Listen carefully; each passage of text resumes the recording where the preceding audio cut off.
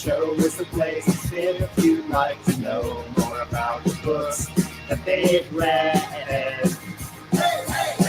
Kristan likes Lumberjanes and Steven. Jess likes some girl Jimmy Olsen. And you're in luck because they're ahead.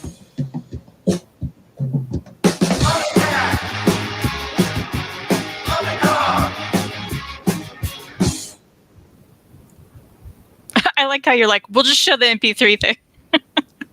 Was that the MP3? Yeah, we were like on the screen. Unless other people, that's what I saw. What did you guys see in the chat? Welcome. I can't get this right. I thought I could just share the song. What did everybody see? Yeah, did you see him hit play and everything? That's what I saw. Did you see the MP3 file screen, or did you see us? And the idea was you'd see the two of us. By the way, I'm OmniDog, and this is OmniCat. We have a song that Nate made for us. Okay, so you saw the MP3. That's what I thought. But you did hear I was like, we have to sit here and stare at this. Perfect Edition said, okay, well, this is... It was very punk rock to share the waveform, Jess. Okay, we'll go with that. Yeah, cool. I wonder what I could do to... Let me just check it out again. Just for the sake of you guys are cool and you don't mind. Technology is hard. So, yeah, share audio. Okay, so is it just the screen? Yeah, I you're like see. sharing your screen. But I haven't played the song yet. But you did. Okay, wait. Can you hear that? I think they heard it. I want to hear it again. Here's the OmniDog and OmniCat show. It's the place to sit if you'd like to know more about the books that they've read. Kristan likes Lumberjanes and Steven. Jess likes some girl Jimmy Olsen. And you're in luck because they're ahead.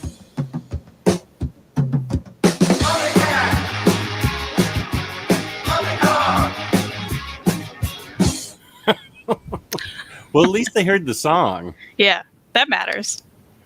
Well, I'll have to figure out how to... Okay, anyway. There's our intro song, and I dig it. And we It's have... awesome. Yeah, right? It sounds good. It's great. And actually, I don't mind sharing the screen with the waveform. It's funny.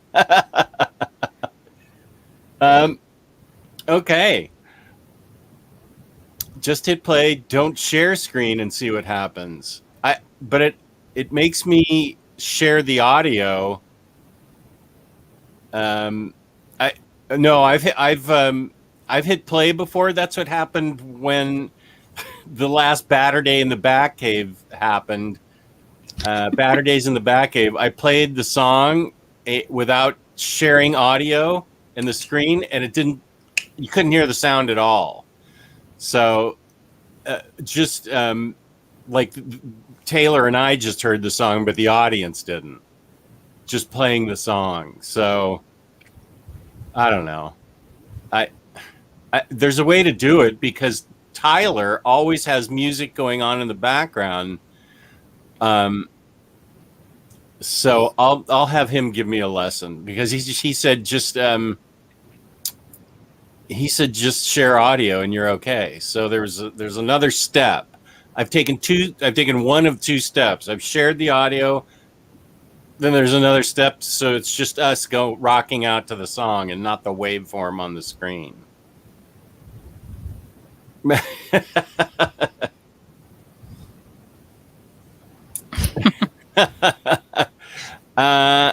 is a good idea. Have you tried download the file to your computer and then play it? I will try that. Tyler always just picks out a YouTube channel and plays it. But I'll try that, James. Thank you. So how are you, Kristan? I'm good. How are you? 5 minutes into the show after talking about... It's too hot outside, but you know.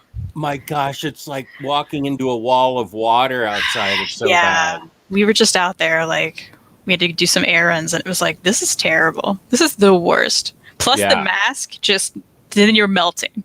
Yeah. Yeah, it's awful. I totally agree.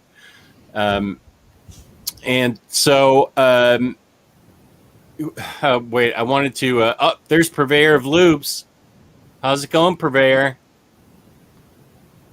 Who else is here? Rose Gray. Good old Gary Sandberg. How's it going? Say what? Jesse, say what? And I saw Perfect Edition Comics, which is awesome. The Collector. And have you ever seen Hip Hop OmniDog? Did you see that avatar? So. That's a good avatar. I've seen quite a few of the OmniDogs, but maybe not that one. Yeah. So, and of course, Atomic Hound. So, this is the second part of our second try at the I Bet You'll Like It, or I'll Bet I'll Like It challenge. I noticed that I changed the name of it from one challenge to another. So it's really just an effort to get each other to read the books in our collection. Mm-hmm. And we hold the books up, 10 of them, and we pick out 5. And the other person has to read those 5. And I think our last show was about a month ago. I think that's right, yeah. It took me a month to read these books. There was so much material. Yeah, I was like panic reading before the last show. And then we didn't even have the last show. And you're like, yeah, 2 more weeks to like read. I'm like, I already finished. So so now I'm desperately trying to remember them all. So apologies. Oh, okay. Yeah, I did have a couple that I popped off real quick, and then the other really long ones took me much longer. So so we will talk about them in a second here, but I think the next episode's probably going to be like Q&A or chat with the audience or tangents galore or some other topic. Maybe if Kristan wants to think of an interesting topic she wants to talk about. Putting that on me. I see what's happening. I'm not good at coming up with topics.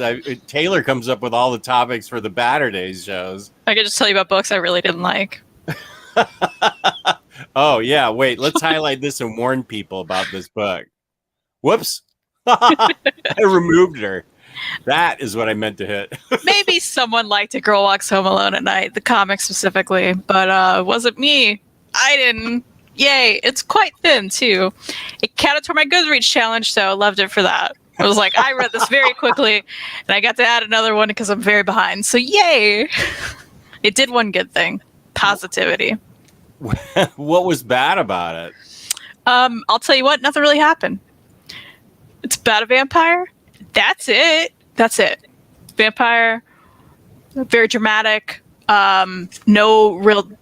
Was there even dialogue? I think it was just like narration boxes. Yeah. There's no dialogue really. Oh, there's a little bit. There's murder. And then nothing really happens. And I'm like, why did I read this? So that's going to Second and Charles. Purveyor of Loops has a good point. I thought that's why the proverbial list existed. That's right. You have a list of ideas that we come up with. It's true. Yeah, we still have some.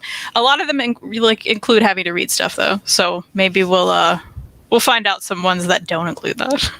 Okay.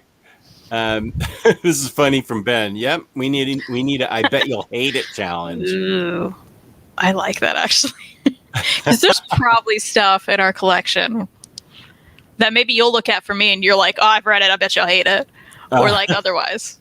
I don't know how we'll find those books though, but. I know that's a toughie.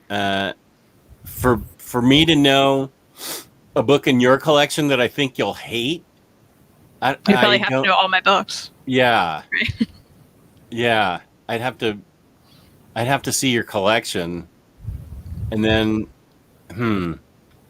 But so far, you actually the first challenge you didn't. I don't think you liked any of the books you read. I'm trying to remember what that even was. It feels like forever ago. Yeah, I You think were I didn't like more than I liked. Yeah. Whereas I liked all five of mine. Um, yeah, Perfect Edition sums up your comic. Yep, 100%. That's exactly what happened. She walked home alone at night, opened the door, and went to bed. Yep, it's a letdown. That's right. That's nothing happened. Oh, hey, feline friendly OmniDog. Heyo. Love it. Well, I read books ahead of time too, and then got really slogged down by a couple things. I mean, You picked some lengthy ones and to include. I made a mistake and I picked a series. It's rough. It's all self-imposed. This X-Men Grand Design series, books 1 and 2 took me a while to read. Book 3 I zipped through, but 1 and 2 are pretty Dense. A little dense. well, for thin books, there's a lot going on in these books. I mean, it's a summation of the X-Men up until 1980 or something. Let me see if it's I think it's or the first Jim Lee. No, it's the Jim Lee Captain or the Wolverine. The Uncanny X-Men 268 is where it takes you up to. And they put that issue in there, and I knew that issue like back and forth, so I was able to just zip through that. I don't. Yeah. So, and then I also read this thick. Oh, what did that sound like? Not good. Then I read a really thick epic, so that's what took my time up. I guess that's my bad for picking them, but at the same time, you brought them in, right? I gave you the option, so I'm not blaming you. I mean, that'd be the American way to blame someone else. It's true. It's true. I'm taking it. I admit it. But wait, that's only 1 book, 2 book, 3 book, 4 book. Wait a sec. Oh, where's 5 book? Wait, let me look in the description video. What am I missing? Okay. I read them so long ago. I filed them away. Okay, I just have to go around the desk and pick it up. Okay, cool. Yeah. While you're gone, I'm going to talk about your mic stand. Okay. Because I've been trying to figure it out. It's just like a clippy thing, right? Yeah. Okay. And it bounces clearly because you hit it very good. And it's what I use to do overviews of books where I clip my iPhone to it. Okay, yeah. And then hold the iPhone while I'm flipping pages. And I just could not get this mic didn't come with, I mean, that's all it came with was this little stand. So I tried to like build it up, but I couldn't get close enough to the computer. And then I put it on a stand here, but then it was awkward. So this is the best solution I could come up with was to clip it to the desk and with my clippy thing and hang it from it. It can even withstand you beating it. So yeah, that's good. I'm going to get Reed Richards in on it because people say it looks like his arm is it does look like a creature. Yeah, so I'm going to see if I can wind him around it or clip him to it so it looks like it's Reed's arm. Someone could be sitting on it too. Sitting on it? Sitting on the back of the mic. If they're light enough. Yeah, like there. Mm-hmm. Okay, yeah. Oh, I have a billion figures I could put on that. Yeah, sure. I could try putting Riri on it right now. She looks light enough. Come here, Riri. Let's see if you'll sit. OmniDog. Do you have like a little dog figure you could put like between the clip thing and the top of the mic thing, like in that little area? I don't know why I'm pointing. Between, where the clip is, the middle of the clip. Yeah. Dog figure. I don't think so. I don't know if this is the most flattering position. But... no, she's bumping up. I can't squeeze her in there. She's making a lot of interesting noises on that mic. Yeah. Sorry. I have a Judge Dredd figure that's pretty tiny. There we go. There you go. You probably can't even see it. Let me see if I can highlight it. Kind of see it. Oh yeah, now you can really see it. There's the Judge Dredd figure. So I read this book a while ago. I'll start by saying it was the sequel to Sheets, and that's called Delicates. I read this first, and it was sitting around so long, I already filed it away. That's why I couldn't find it. That's why you're like, I haven't read this. Yeah. And so this is just as good to me as Sheets was. It's very nice when you get a sequel to a comic or anything really that's as good as the original product. So this is by Brenna Thumler, and we've got the main protagonist again. It's been so long, Marjorie, and then there's Eliza. We have a new friend in there. Although she's really an outcast, Eliza takes pictures of ghosts. She's the daughter of the principal of the school. And she is seen, let me highlight myself real quick here. She is seen right there. That's her right there. She takes pictures. She's an avid photographer. She's new to the school and her dad's the principal. And right up here, that person, look at that face. Now, is that a nice person or a mean girl? You tell me. I think you know. That's a mean girl. So we've got a mean girl in this that Marjorie is kind of, the mean girl forces Marjorie to be part of their clique. And Marjorie does it to be popular at the expense of the friendship that's a little more natural with Eliza. And in it is... okay, now I'm flaking on the ghost's name now. Do you remember the ghost's name? Okay, hang on. Because the ghosty is... it's on the tip of my tongue. Yeah, okay. I'll let you see if you can come up with it. I don't think I can. Okay. Well, obviously I can't because I'm asking you. I'm thinking. Come up with it. Wendell. Wendell, that's it. I almost said Lionel, and I was like, that's not it. That's close. But yeah, Wendell's feeling a little let down because Marjorie's spending all her time with Mean Girl group and not with him anymore, and the ghosts are all confined to the laundromat, and that's sort of summing it up. But there's a lot of those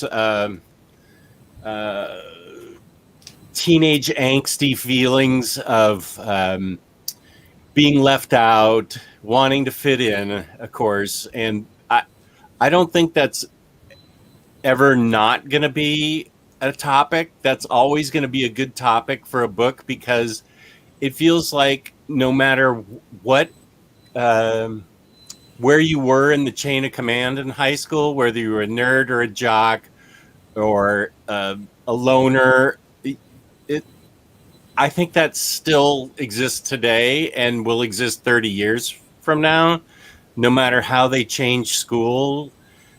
You're always, I feel like even if you're popular, you probably still have little feelings of doubt within you, wishing you could fit in a little bit better. I don't know because I wasn't Mr. Popularity in high school, like maybe some kids were. I wasn't a loner dork. If it had been now and nerd culture was more accepted and there were more of my people out there in my class, it probably would have been different. I would have fit in with the nerds. I was sort of a peripheral jock hanger-outer because I played golf. So like the football players and basketball players would hang out in this certain area and I would like be in their orbit. And I was like sort of cool because I had their aura attached to me, but I wasn't really. I mean, I had as much self-doubt as anybody else.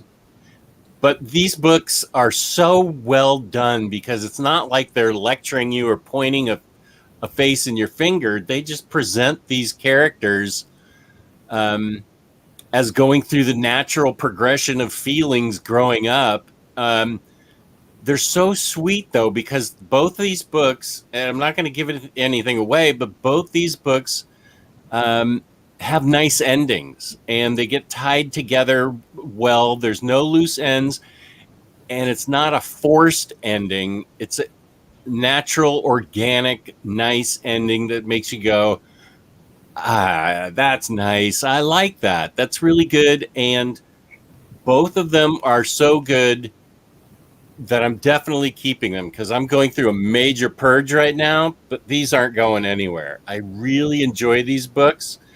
And I'm really happy that, I see that the whole things are summed up by the little things. You see Eliza on the spine of Delicates and Marjorie on the spine of Sheets, pulling sheets out of the laundromat. That's cool. I hadn't noticed that. So I highly recommend these books. I mean, if you only like superhero comics, these are good comics to read if you want something different, because they're really lovely, but really realistic. But they finish in a nice, sweet, comfortable way. I agree. I think they're like, let's bring it back to laundry. When you take out like sheets from the dryer and you put them on your bed and you go to sleep right after, and it's just the best feeling because it's nice and warm and you feel great. That's what those books do, right? It's one of those. And you're right. The sequel, I'd say the sequel may be better than even the first one. It's somehow she did it. I was like, how are you going to top Sheets, which I feel like is one of my favorite books of all time? How are you going to do that? Well, you bring out Delicates. Something about it. She brought in a new intriguing character who had a lot of depth and brought a lot of interesting things to Marjorie's life, and you get to see her grow up and deal with things, and it was just so well done. I love those books. It's like Godfather 2 was better than Godfather 1 in some ways. Was it? Never seen anyone. I don't know. Oh, what? I don't know. Haven't seen them. No. Your generation. Good grief. Perfect Edition Comics reminds us that 10% off Marvel books at Dying Breed Collectors. Thank you, Perfect Edition. And Lloyd Wong, who wants to know if there's a sponsor to the show. Yes, there is. It is DyingBreedCollectors.com. Let's see. DyingBreedCollectors.com is where you want to go to get 10% off your Marvel books for today's the 29th, for another 29th, 30th, 31st. Yeah. You can get 10% off the already discounted price on Marvel books at DyingBreedCollectors.com using the code OmniDog. So use the code OmniDog at DyingBreedCollectors.com and get 10% off Marvel books. And thank you to the chat for reminding me. I appreciate that. Yeah, we appreciate it. You should check them out, though, because one, shipping's amazing. You're going to get your books in good condition they're great at that. Also, I will say, and you said it before too, they have so many omnibus that you just can't find anywhere else right now. You know, they happen to have some stock of things, maybe because they're smaller, maybe because not, you know, more people don't know about them, but check them out there if you're looking for something. They may have it. Yeah, I got Injustice Omnis 1 and 2, which I couldn't find any other place. And I got them at a really good discount, a very nice discount. And they were not available at any other major online retailer, certainly not for that price. So, yeah, that's a good point. Here's Andrea from Italy. Oh, hello. Hello, Italy. I don't think I'm going to, James. I think I'm just going to stay with the regular Sheets editions. And I'm going crazy, and I'm going to get it, and I'm keeping my old one because it's signed. Oh, okay. Well, that makes sense. Yeah. I mean, my name's in it, so I'm like, yeah, I'm keeping that. I'm just going to keep these two because I upgraded on several other books.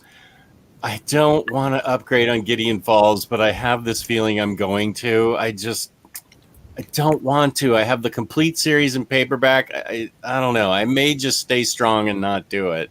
Did you get the corrected version of one of those trades? Yeah, that was number 4, I think. I was going to say that's a reason. If you have a messed up trade, you could.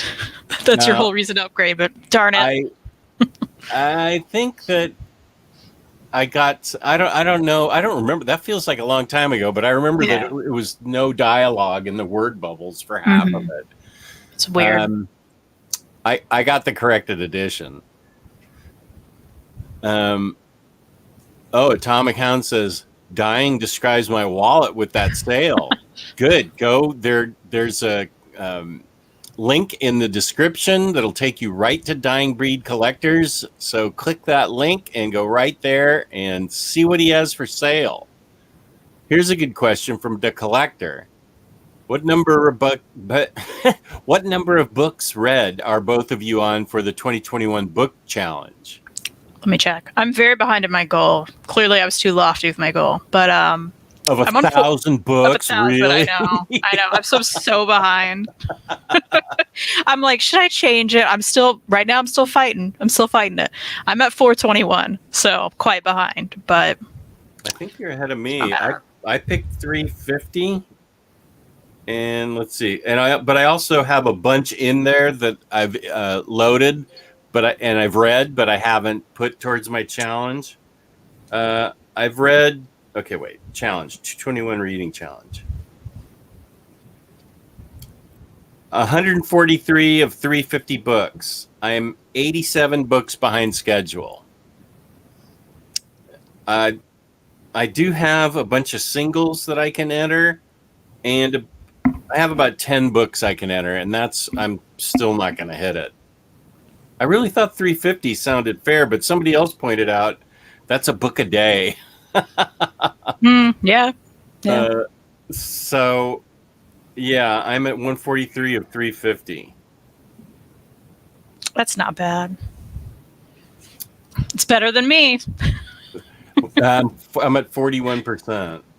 The whole idea was just to keep track of my books. So, but I feel like I want now that I'm in it. I want to finish the challenge. I want to somehow get to that goal. It makes you like really want to. I found. Oh, I'm at 42%, so I'm actually doing a little better than you. Interesting. You're 1% better than I am. Interesting. Get that tattoo. I'll take it. Get that tattoo. I'll get under the other one. Mm-hmm. I'm going to be more realistic next year because I read a fair amount of omnibus books, and it's those can take a couple days sometimes and longer. Yeah. Depending on if I'm going to read a 1,500 page Jack Kirby or Green Arrow Longbow Hunters book, and it only counts for one book. Mhm. It takes me a week and a half to read. It does hurt a little when that Yeah. happens. Yeah, collected edition people. I think, speaking for myself, I need to pick a more realistic goal. But again, I just did it to keep track of my books. I don't know where you came up with 1,000. I thought that was just so ballsy. I just thought it would be fun to just try, see what happens. I've seen what happens. And you said 1,000, and you're at 42%. So you're doing way better than I am. I mean, but it's already August. It's almost September, you know. Yeah. So and I feel know. like I read. I ask my wife. She knows I read every day because shit's starting to bug her. She's like, why? Are you taking the whole day to read again? How about coming up and spending some time with me? I'm like, okay, I just have to finish this 17,000 page omnibus. I'll be right up. Yeah, why do we do this? We should just stop. All right, bye everyone. Here's an interesting comment. Bobby Keating says, Delicates is a lovely, heartfelt mashup of Pretty in Pink and Casper the Friendly Ghost. Did you ever see Pretty in Pink? Pretty in Pink I saw, and it made me mad. So I'm still mad about it. Still mad about it. I only saw like a few years ago because my friend loved it. And I was like, I guess I should watch this. And you know, the end. I hated the end. I was like, what? How is this real? How is this what happened? And I'm still upset over it. Did you see 16 Candles? No. Oh, that is the best John Hughes movie. I mean, I like Anthony Michael Hall and other stuff, so I should really do that, I guess. He's great in Pretty in Pink. He has a small role in it. I think that might be his first. That's the first time I remember seeing him in a movie, and he's really funny in it. As King of the Dips, as he calls himself, and the way he I highly recommend 16 Candles for you. I'll watch it. I will be mad love about that the ending? movie. Will I be very angry like I was at the okay? No. Not over it. No, this movie has a following among women of probably a little bit younger than my age. Well, I guess they may have grown up with the movie when it came out. They were like a teenager. I was like 24 or 25 when it came out, maybe. It came out in the 80s, obviously. So they have a crush on the main guy character. I know the concept, but I've just never seen it. Yeah. There are so many absolutely classic funny moments, like laugh out loud moments, but it's super heartfelt, and it's I think it's his best movie, and I think he's had trouble matching it with all his later movies. I don't think especially movies like The Breakfast Club and stuff, which I didn't actually care for. I think that was his peak. 16 Candles. I gotta do it. I'll do it. Yeah, and then let me know what you think. You won't be mad at the ending. I'll report back. Yeah. Oh, did I miss your question, Purveyor? Please repeat it. I think I did too.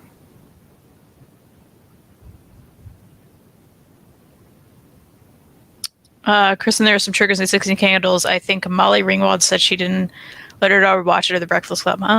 Oh, okay. I don't remember that. I'll be fine. Unless they're killing cats, because then I gotta go. Which I don't think is happening. I wouldn't like any movie like that. I don't remember the triggers. Okay. Gosh, maybe it's something I've romanticized in my mind that I loved. But things have changed since then, and maybe there's I don't know. Well, watch it and let me know what you think. I hope I haven't romanticized Spice World in my head. You have not. I know it's the best movie. It really is. I made those reels on Instagram with you in mind, and then somebody told me you're not allowed to use your own music. I used my own music for the background for those. You're supposed to use Instagram's music. I see what you're saying. Yeah. But I didn't get in any trouble. So. I was gonna say you did it anyway, right? Yeah, I just happened. did it. Ignorance is bliss, I guess. I didn't know. I just said I'm playing Spice Girls because they're fun, and these these reels are fun. So, yeah, no. Yeah, that was a good one. Purveyor of Loops says, since this show could be called Our T-Shirt Game is God Tier. Woo! What T-shirts are you rocking? Well, that's a lovely compliment. Love that. It sure is. I've got. It's a great one. And Ed from my favorite anime, Cowboy Bebop. It's a good one. That's a good one. This is a Pinhead Gunpowder, the band, a cover of their album. It's like all over the shirt. They're coming out. They're reissuing a lot of their vinyl. And they're screen printing these limited shirts with them. So they're coming just with my records now. They're very strange, but I like them. Pinhead Gumball? Pinhead Gunpowder. Pinhead Gunpowder? What kind of music do they play? They're punk. It's Billy Joe from Green Day's side band he had for a while. Oh, okay. Okay. Oh, what did that mean? It means no wonder. It's Green Day. Yeah. It's Green Day. You love Green Day. It's not Green Day, but it's his side. Some of Green Day in there. Yeah. Yeah. Atomic Hound says, favorite Hughes flick overall is Christmas Vacation. Is that National Lampoon's Christmas Vacation? Did he do National Lampoon's first one? What was that? Was that just no? What was that called? Was the first one called Vacation? No. The one with Chevy Chase and what's her name? Beverly D'Angelo. And they go to Wally World. Billy Joe Armstrong for life. He can't hear you, Reed. Reed's yelling the answer. Vacation. What's he yelling? He's yelling vacation. Yeah. It's called vacation. It's Okay, called vacation. Vacation, Christmas vacation, European vacation, Vegas vacation. Thank you, buddy. He said thanks. He loves those movies. I was thinking, if Reed's listening, he's going to come in here. Well, I think European Vacation's the one where they lose their video camera and it's got steamy scenes of them together, I think. Oh. It's on the camera. If I recall, that's European Vacation. Is that right? Oh. Reed's saying 16 Candles does have some problematic situations. I grew up loving it a lot. But and then nowadays, in today's social climate, Long Duck Dong is not a racially acceptable character. Oh, That that's right. Yep. He is really. That's right. I forgot it sounds about from the name that wouldn't be. Yeah. Long Duck Dong. Yeah, that's right. Okay, I can see why now. Of course. Okay. Yeah. Okay. I had forgotten about that. He's like the international student. Okay. Well, I thought the romance between the two main characters was sweet. Well, I think that's what everyone remembers, right? So that's fair. Yeah. And Purveyor of Loops goes, yeah, just vacation. There was an urgency in Reed's voice. I feel you, bud. He did come in very strong and very opinionated. Yeah. Which is actually, I love hearing Reed just like coming in from nowhere and just yelling out these answers like, now listen, it goes vacation, Christmas vacation, European vacation, and I never saw Vegas vacation. Sorry, Reed. I apologize. There's Amaya. How's it going, Amaya? Those t-shirts just rock. All right. Thank you. Thanks for being here, Amaya. And Rose Gray says, I'm just a tiny bit worried about the live action Cowboy Bebop. I'm looking forward to it. I think there's always a worry in any adaptation, right? But Yeah, it could be good.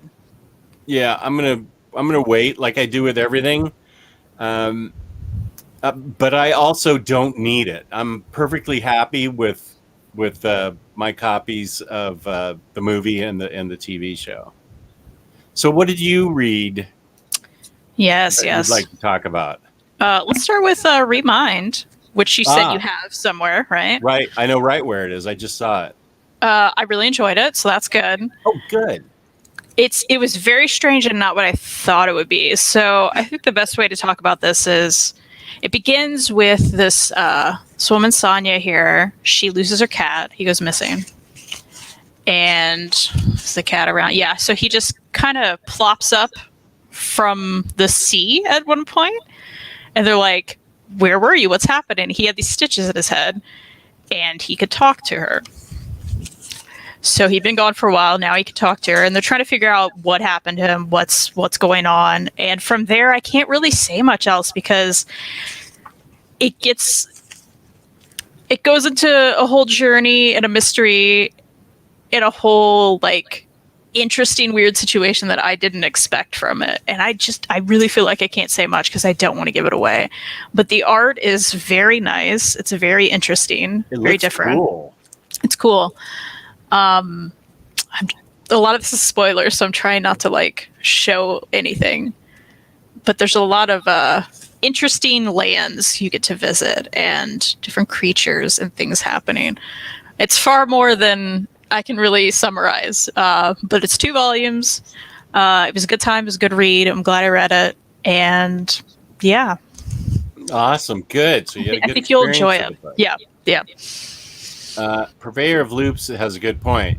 38 people, only 9 likes. Smash it. Smash it. As Omar would say, smash that like button. So people, please smash our like button. 39 people. Okay. So we need 39 likes. We need 30 more likes. So everybody start smashing the like button down below. And someone will definitely smash the thumbs down button now because we're telling them to. Well, that's okay. Either one moves us up in the YouTube that's algorithm. Right. It's funny because it literally doesn't matter. Yeah. It's engagement. It matters. Either way. Whichever one you feel. What are you doing? Yeah. What are you doing up at 3 a.m.? Thank you for checking in here at 3 a.m. in India. Yikes. Speaking of checking in at any time, where is Farhan? Farhan usually checks in. Oh, yeah. I haven't seen him. The next book I read was so good that I'm super disappointed that it never got a chance to continue. And it didn't get a chance to continue because New 52 happened right after Superboy Smallville Attacks. And this is the Jeff Lemire book that has artist Pierre Gallo and some other artists.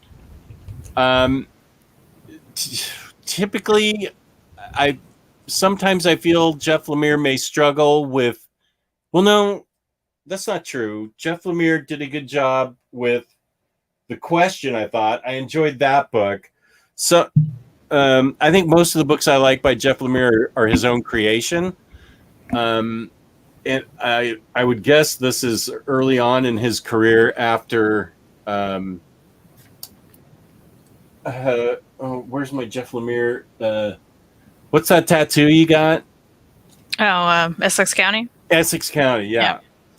This is probably after Essex County. This was 2011. This is Superboy 1 through 11, and this is the most I've ever enjoyed Connor Kent. There's a ton of, first of all, the art is really good, so that always makes it easier. There's a ton of crypto in it, which always makes me happy when I see crypto and Connor together. Crypto's a good buddy. So actually, here's a panel where Connor and Crypto are being attacked by a parasite, and Crypto's right in there helping. So I love that because I just love Crypto. Super Dog. Let me show you some more of the art. This is stuff that happens in Smallville while Connor Kent is living there with Ma Kent. And it's just, I thought it was a really well done superhero story with a lot of heart and emotion, and super interesting. And it was so good. I was bummed that it it stopped because everything got rebooted with New 52. And I get it. New 52 was a reboot. But I'm sorry Jeff Lemire never got a chance to go back and write more of Connor Kent, because this is the most, as I said, that I've ever enjoyed Connor Kent. And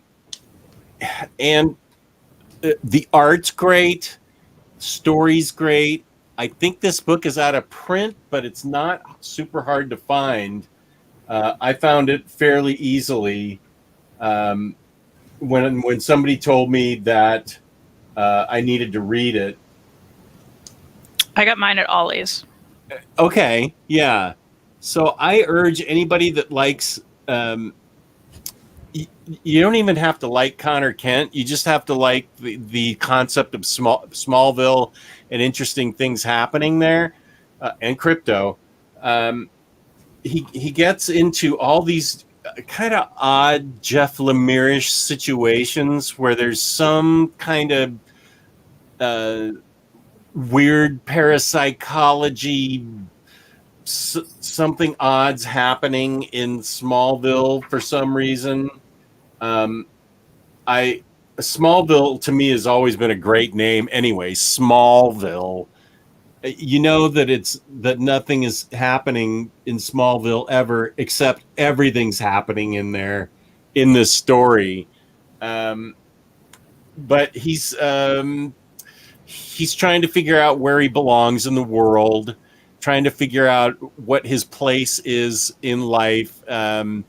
He's growing up, going to high school, living with Ma Kent, who's taken him in because Connor is cloned from the DNA of both Superman and Lex Luthor.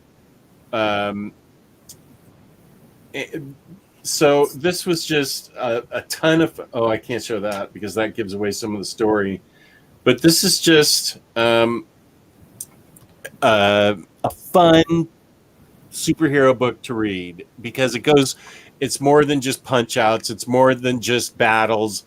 It's about his struggle growing up and the friends around him and what he needs to be careful about, who he doesn't want to put in danger, just like young Clark Kent. But and he has a sweet relationship with Ma Kent. I love this book. I really love this book. This book is staying with me forever. I dug it. And I would have loved 2 more trades of this, or an absolute, or an omnibus, like a 3-series omnibus of Jeff Lemire writing Connor Kent. I just so dug it. Such a good feeling. And it's always, oh yeah, Phantom Stranger shows up. That's never a good thing. I forgot about that. And it's got a ton of Crypto. So, as I said, definitely get Smallville Attacks Superboy. I think the real question is, do you think I would enjoy it? As a Jeff Lemire fan, do you know? Well, it tells you everything you need to know on the back of the book. It tells you everything you need to know about who Connor Kent is. And I know you don't like Superman, but he's not Superman, and he does. He does have the issue of he's an outsider and wanting to fit in. So that's sort of the main focus, and these other things that all happen are kind of the weird Jeff Lemire thing. There's even a major appearance by Poison Ivy. I think it's Jeff Lemire-ish interesting enough that I think you would kind of like it. Okay. I feel that there's a lot of heart in Connor Kent wanting to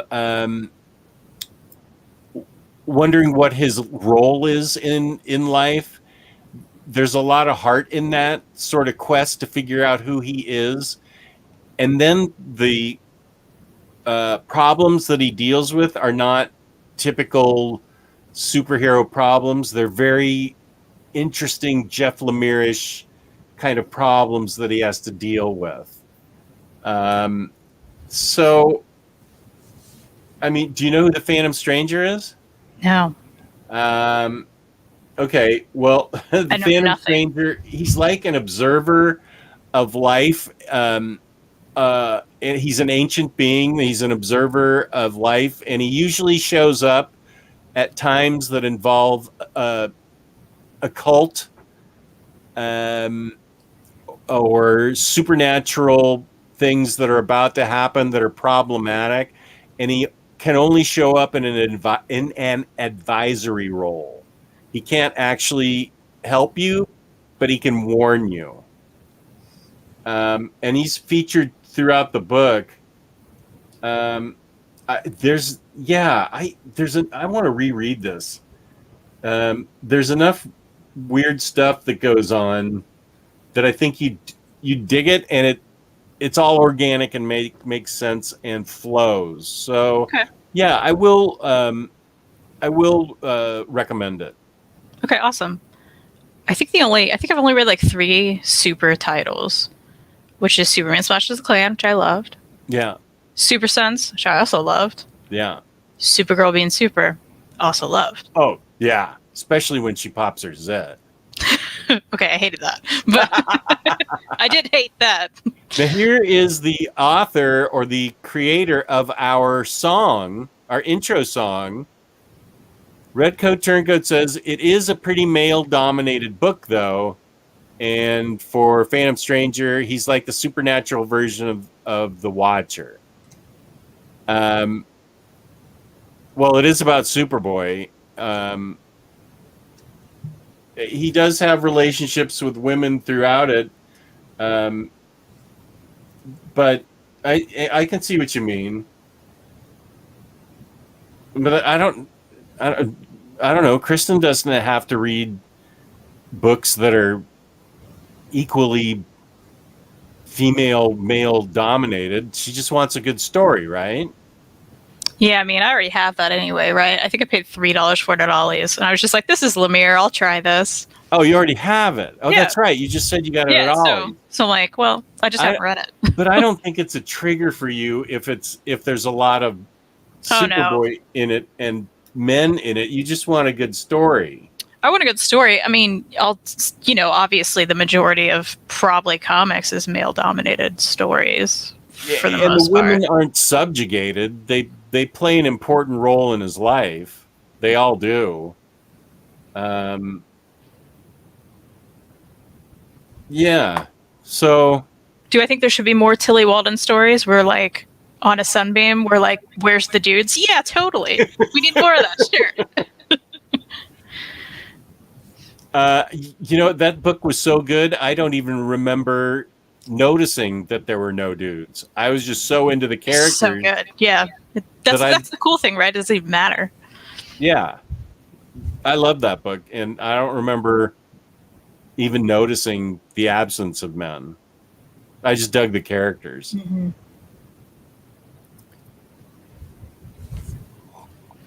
Well, speaking of dudes, there were some dudes in this book. Oh, yeah. Finally read Private Eye. Also really liked it. Yay. Oh, good.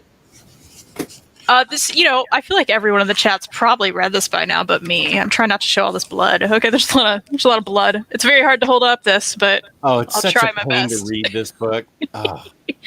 I'll tell you what. I have like one of those kind kind of small, long pillows, and this was kind of perfect for it. It was like Yeah. exactly the size. So I was like, well, if you have one random pillow like this, I guess it works okay. But it was annoying. I agree. The shape's quite annoying. Hard to hold up. Mm-hmm. Weird to put on your shelf. But it was still, I liked it. I really enjoyed the story. Yeah, again, I think everyone probably already knows what it's about, but this is pretty much a world where like the internet dies and the cloud explodes or something, right? Mm-hmm. So like then we're living like back in, the 80s, 90s when we couldn't deal with stuff like that, which was very interesting to deal with something like that in modern times. Oh, that was a whole naked person. I'll try not to do that. But I really enjoyed the mystery around it. I like the characters. I just thought it was really fun.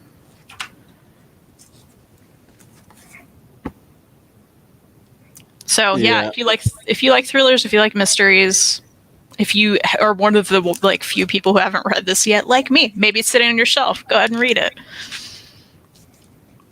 It's good. Yeah, I loved it. I don't. Yeah. When you get stuff like this, what do? They're just like sitting in my book, and I don't know where to put them. This isn't even like a book plate, right? It's just like a piece of paper. That's from Midtown Comics. Yeah, I don't have that. Well, I'm so fancy. I got mine at Midtown for like $10. Man, you are fancy. Yeah, and You live certificate in of fancy authenticity. town.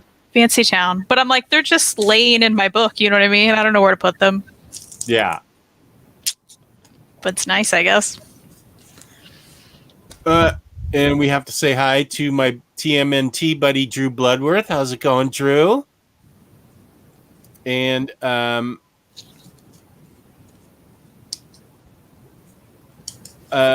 wait, there. I'm just going back. The Redcoat Turncoat says, "Hooray, crypto!" Purveyor's reading Trillium right now. I love it. I feel like we read that on the show recently, within the past year. Yeah, I feel like maybe a few months ago. Yeah, we revisited that together. Yeah, I really dug it. It's really good. I forgot how good it was. I remember liking it, but I was like, oh man, this is really good. Yeah, it is good, and it's interestingly told. Ordered Monsters. Amaya says I ordered Monsters by Barry Windsor Smith after your review. Also got my order for Big Damn Sin City, but they actually messed with the binding. Now I see what you're saying about Amazon. Sucks. Especially a big book like that. You got to have really good binding. That is disappointing. I am sorry for you. They got to actually put packaging in there. They got to like put at least one bubble, which they won't do. At least in my experience. Sucks. Yeah. Rose Gray, because of OmniDog, I had to buy the series and in floppies. What were we talking about when you made this comment, Rose Gray? I apologize. I lost track of the chat. I lost track of the chat, and I'm not sure what you were talking about. But I think it was still Superboy. Oh, is it Superboy? Mm-hmm. Okay. I could be wrong. Sorry. Rose Gray, let him know. That's okay. Let's see. Then, Rose Gray loves Connor. Okay, so you're probably right. It was Connor Kent. And here are a couple of questions that, unfortunately, I can't answer. I've never read Axe Cop. I apologize. And I'm the reason there's a Rick Remender Captain America Omni, because 2 seconds before that Omni got announced, I put together all the trades and bought them. But I only, out of that whole series, I only read the Dimension X series, and I had enough... or storyline rather, and I had enough Captain America knowledge to know. I had enough knowledge to know what was going on. I can't say if it's a standalone story or if you need previous knowledge. So anybody out in the chat that's read the entire, because I've only read the one story arc that I really liked. If there's anybody in the chat that can answer Amaya's question about does he need prior knowledge going into this Captain America Omni, could you speak up? And I appreciate it. And Rose Gray is confirming it was Superboy. Okay, good. So you like that enough that you got the The floppies too. That's awesome. Atomic Hound says, Amaya, hope you enjoy Monsters. Like Jess, I loved it. I had just read Preacher before that and then read Did you hear what Eddie Gein done? Enjoyed all three, but I need some lighter fare now. Yeah, that's some heavy reading there. Yeah. Eddie Gein is on its way to me. Me too. Oh, good. We had We can read Eric it together. I beg your pardon? We can read it together for a fun light read. Get it? I'm happy to wait for a show and read that with you. That's a good idea. Maybe we pick like 2 books to read together. I love that idea. Let's do that. Okay, and not weigh ourselves down with like this pile of books. Love that idea. Although I will say the benefit is I got to read with these episodes. I've read a solid chunk of my collection. I think I've gone from 20% read of my collection up to 22% of my collection read. That's a good dent, especially for you. Yeah. and I'm purging stuff, so I'm bringing that percentage down now. It may jump up to like 25%. I'm with you. I just took a lot Second and Charles earlier, and I was like, I'm done. Take this. Not going to reread these. Didn't like them. Or I liked them, and I was like, just never going to touch them again. Amaya. Yeah. Wait, what happened to you? To me? You okay, say something? Yeah. Hello? Hi? Can you hear me? There's some time lag going on with...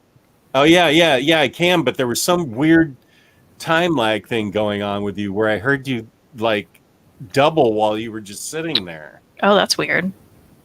Is it still happening? Okay, you're fine now. Okay. No, you're fine now. It was That's just funny. some technical glitch. Because I'd heard myself echo until now. Now it stopped. Oh, just like earlier, I don't know what's happening. Okay, well, here's a comment you can relate to, and so can I. I mean, it's not just you. It's everyone. Yeah. I only kept it Plutona. I don't know why I kept it. I felt like it might be... I still have Batman Damned, too, for some reason. I feel like really bad books need... Kristan had it within reach. Yeah. I feel like it's important to be... to have really hated books with you still, because I tend to sell those and then I forget why I hated them. And so I need to keep them with me. But as Kristan did, I kept Plutona, and it's easily our least favorite Lemire book. Absolutely 100%. Yeah. I don't feel quite like you do about hated books. If there's anything else in this room other than Plutona, I'm gonna get rid of it. I actually just took my least favorite Ito book. I have Ito's entire English collection. I hated that book so much. I was like, I'm getting out of here. I was keeping it for no reason, just because I had to have them all. And I'm like, that's stupid. I'm never gonna read it again. I hated this book. It's gotta go. Yeah. But this, I'm really keeping this around because it's the special edition. My friend Kyle, when he was at SDCC, got it signed for me from Emmy. I do love her art. So I just feel like, and I love, it's good signature. So I just feel like it's here. Also, it's within reach, and I can pull it out while we talk about how we hate it, because it happens a lot. So I feel like there's a purpose for this to stick around for me. Redcoat Turncoat says, Batman Damned deserves a root beer bath. If you were a real fan of mine, you'd know that I gave it a root beer bath. That was one of my last root beer bathings because it got me in trouble on Instagram with some fans of mine who are now no longer fans of mine because of that. They were really good guys at Bat Force Radio, and we were having the beginning of a friendship, and I showed, and this is Taylor's only mistake that he's ever made, apparently, that he encouraged me to post it on Instagram, the root beer bath. And those guys got furious at me because they were good friends with Lee Bermejo and said that all books take quite an effort and need to be respected. Even if you don't like them, the artist and writer put in a lot of time and effort, especially Lee Bermejo's art. And I felt really bad about it. And that's when I stopped root beering books until the last root beer book And that book, what was it, Kristan? Why can't I think of the name of it? It's a book that User. almost made us stop reading. Yep. User. Yep. User. We almost stopped reading comics because of it. Yeah. Yeah, it hurt. Yeah. So I want to get national attention on that book, why it's so bad. Bobby Keating knows. Good for you, buddy. Sounds like they were the problem. No, you know, Joe, you're an artist. You're a good artist. You know how the effort an artist can put into something. And the root beer bath, I think I've outgrown it. It was like a fun thing when I first started the channel to sort of get attention and really show how what you should do with books you hate. But you're kidding? So okay, never mind. And there's Odd TV who liked Batman Damned, and I hate everything. So there's there's two sides to every story, and I totally respect that. Oh, absolutely. People probably love Plutona somewhere. Yeah, somewhere. We haven't heard from them, but we have. Sure, they're out there. They're out there, yeah. Taylor's good. We're trying to get a crime corner together. The problem has been me. I've had too much to read otherwise. I think we're going to try and have one either this Friday or next Friday. And it's going to be a Bendis Crime Noir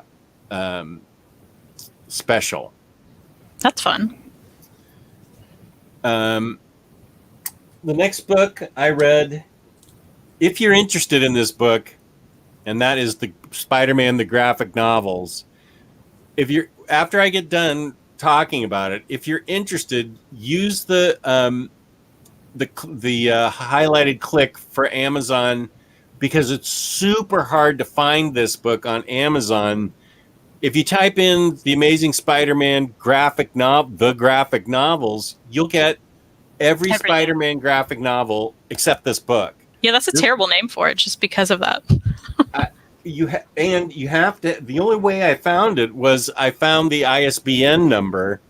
So I did like this book a lot, and if you really dig what I show you and tell you, use the highlighted click hot link, whatever it is, hyperlink to find it on Amazon. It is out of print, but if you're careful, you can find it for cover price, which was $35. No, you'll probably find it for maybe $50, $45. It's an interesting mix of books. The best one, of course, was P. Craig Russell's, which the cover is based on. And that story doesn't come until... I feel like it's the end. Wait a minute. Where is that? Now, here it is. Is Spider-Man and Mary Jane go to Scotland, I believe. Let me make sure. Hold on. It's written and... I'm sorry, P. Craig Russell. Charles Vess. Written and illustrated by Charles Vess. I apologize. I don't know why I said P. Craig Russell. But this is Charles Vess. And Mary Jane inherits something in Scotland. And so she and Peter go over to Scotland, and the hijinks begin. The art, of course, by Charles Vess. This is early Charles Vess, too. And it's still really remarkable and interesting for a Spider-Man book. Very different style, but very cool. And he draws the Scottish landscape and the Scottish castles very intricately and beautifully. And then there's a little bit afterwards about how he spent a lot of time. And here, of course, it's haunted. It's a haunted castle that Spider-Man has to deal with. And here's some of the really great art. There's a thing afterwards that's really interesting to read about how he got inspired by traveling around the Scottish Highlands and how he got inspired to write the story.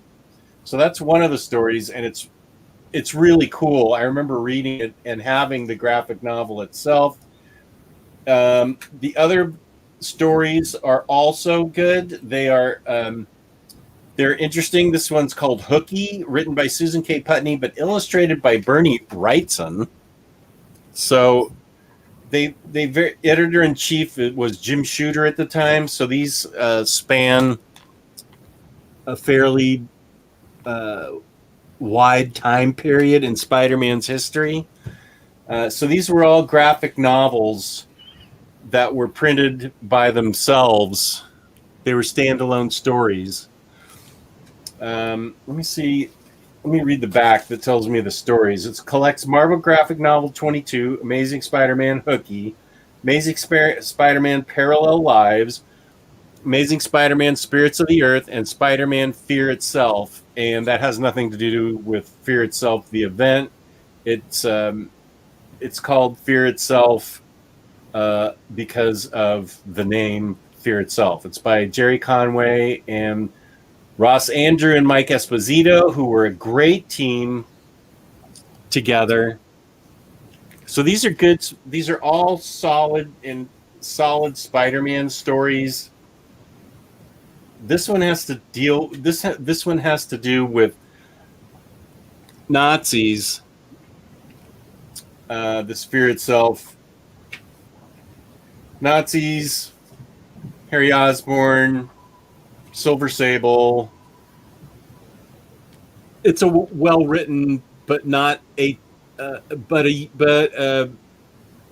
it's a well-written Spider-Man story, but a little bit more in the same vein as some of the other stories that you'll read in Spider-Man. The other stories are really good, but nothing is as good as the Charles Vess story.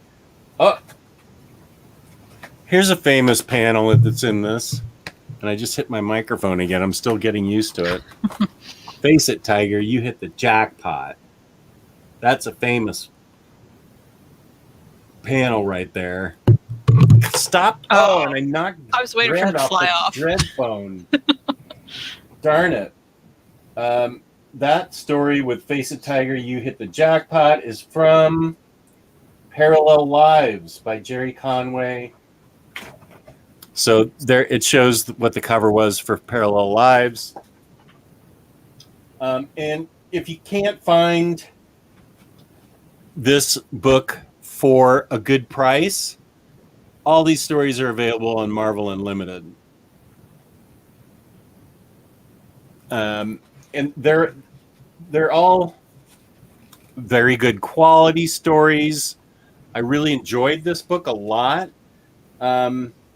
It's fun just to have them all together, but it's also going to be a pain in the rump maybe to find it since it's out of print. I don't usually like to highlight out of print books. But I think I said that last time, and Kristan said, just flex anyway. And I said, well, okay. So you want to read it anyway, right? So yeah, what can you do? Yeah, I can't, it's not, I didn't mean to do it, but I mean, Craven's in the Parallel Lives story, Doc Ock's in it. It's mostly a Doc Ock story. But yeah, the highlight is Spirits of the Earth, which I remember having and reading back when it came out, and I definitely can't find it now. It's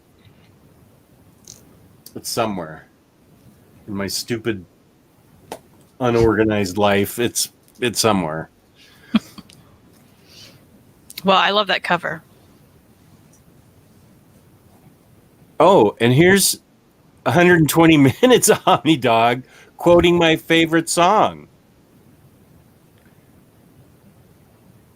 Nice.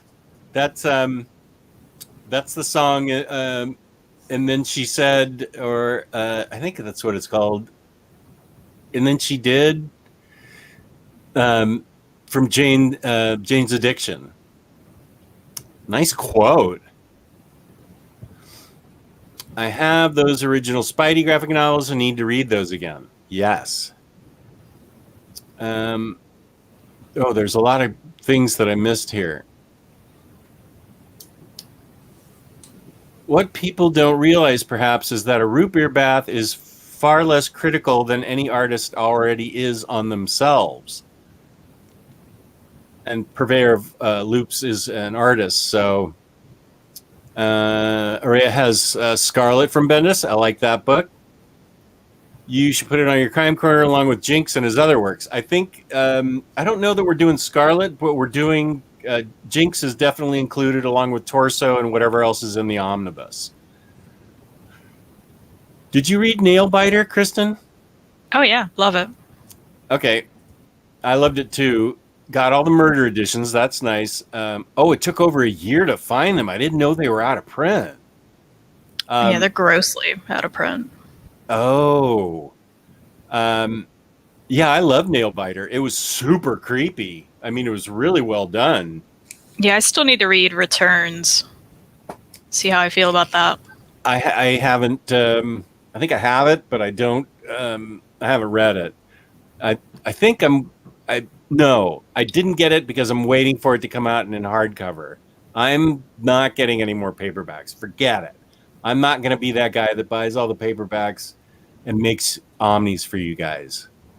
I'm rebelling against the system, man. I'm not sure they'll do that for one trade, though. Is it only one trade? I believe so. No. That's okay, though. It's on Hoopla, so just get it there. Oh, okay. Yeah. How's Umbrella Academy by Gerard Way? Is it a continuation series or the 3 volumes complete the story? I haven't read the third one. I remember really liking the first 2. I still need to see the TV show. It's very different. You're going to have to, how do I say this? You're going to, it's not a typical story. Have you read Umbrella Academy or seen the show? I'm exactly all the words you just said about it. I remember loving the first 2, haven't read the third one, and I haven't seen the show. Okay. But I grew up a My Chemical Romance fan, so of course I read Umbrella Academy the moment it came out. Yeah, I met Gerard Way on a street corner once. What? Where? That sounds weird, but in St. Louis, they were opening for Green Day. Oh. And I loved both of them, so it was like the perfect show for me.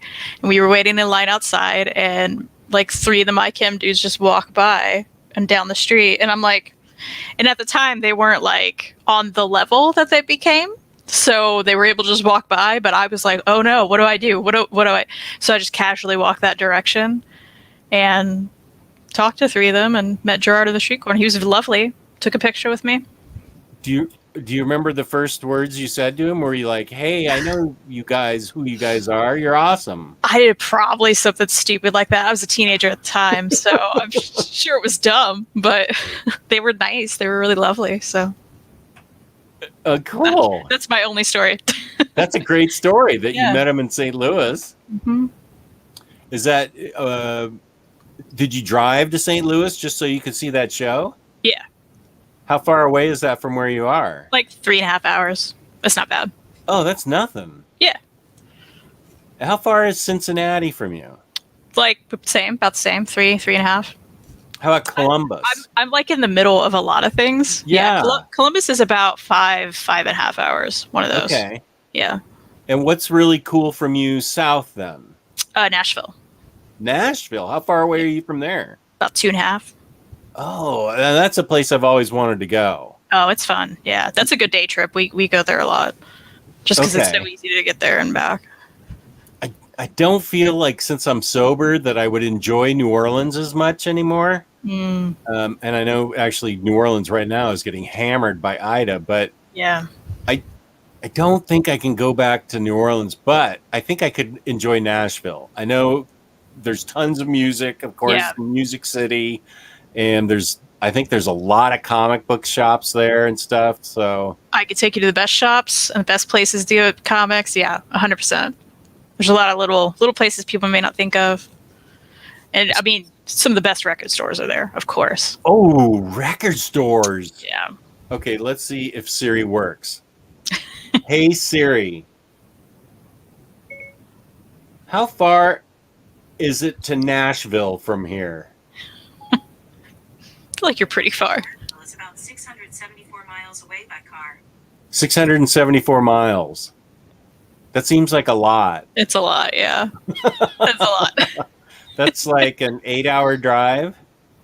I don't know what that would translate to, and let me. Now we're trying to get to Nashville, apparently.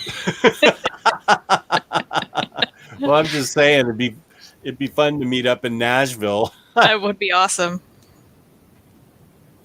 Someday we'll do that. Yeah. Anyway, Umbrella Academy is good. I would start out, try the trade paperbacks. You don't need to read the gigantic editions and drop all that dosh on those. Just try the trades, and it's an unusual story, but Kristan and I both dug it. So Yep. If you like weird, it is odd. Yeah, it's odd. Different superhero type of book. It's very interesting. It's an interesting way of telling a story.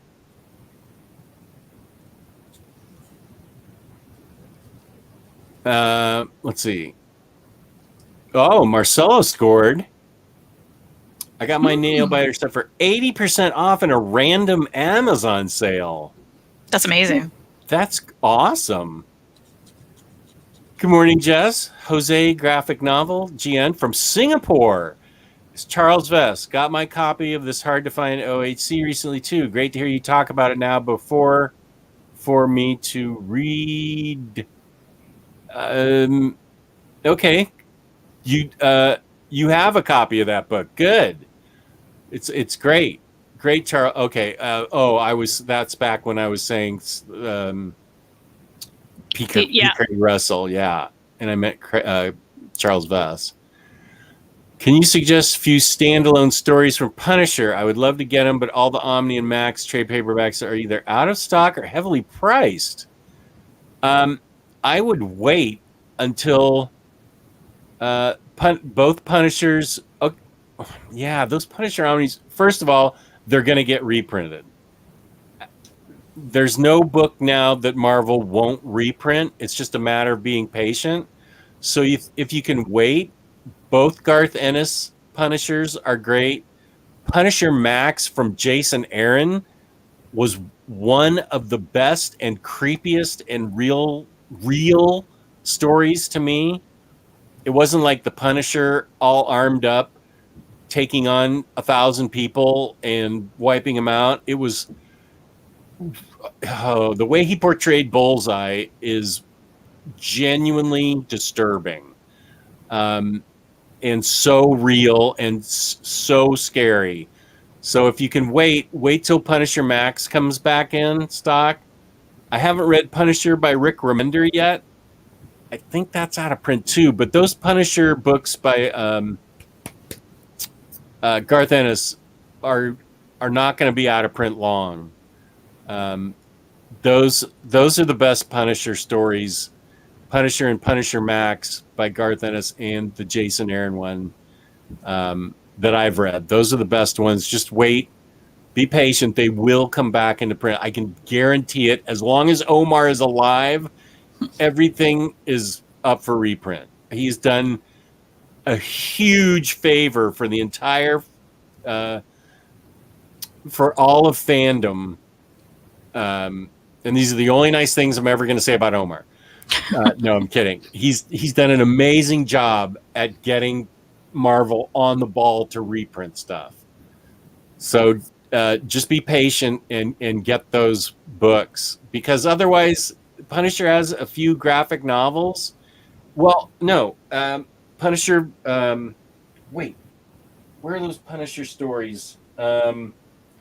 Punisher has some Garth Ennis trade paperbacks. There's a couple of them, and those are really good. Platoon, Punisher Platoon, that's really good. And then there was another one. Where's my Punisher section? There are two Garth Ennis trade paperbacks. One of them's Punisher Platoon. That's really awesome. And then there's another one that I'm blanking on, but look for those. They're just thin trades, and I'm pretty sure they're still in print, and I highly recommend them. They're really good. Garth Ennis knows his war. No matter what war he writes, World War I through right now, he knows his war stuff, and he puts Frank Castle in some very interesting places in the two books, Platoon and whatever else the name of the other one is. Chat, help me out. What's the other name? Punisher by Rucka is good, but it's hard to find. Yeah. Punisher Born, yeah, that's a good one from Simian Logic. Thank you.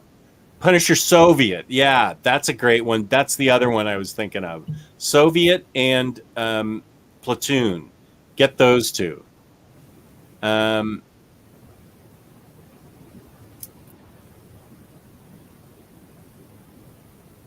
to go. What's AFK? Away from keyboard. Oh. Well, you missed the best part of the show, Purveyor. You're going to have to rewind and. Oh yeah, Sarah, of course, is great by Garth Ennis. I have a feeling that Punisher by Rucka is going to be collected and put out as an omnibus. I don't have any information on that. Omar will tell you, but I bet that's a book he's pushing for to be printed. Now you're a speculator. I am. Well, no, I am now. speculating, but I feel that that's a book that Omar would push for. And James is saying, "Are you feeling good? You talking about Omar doing something good for once?" I know he loves to trash me because he's a good friend of mine, and his default mechanism is to trash people.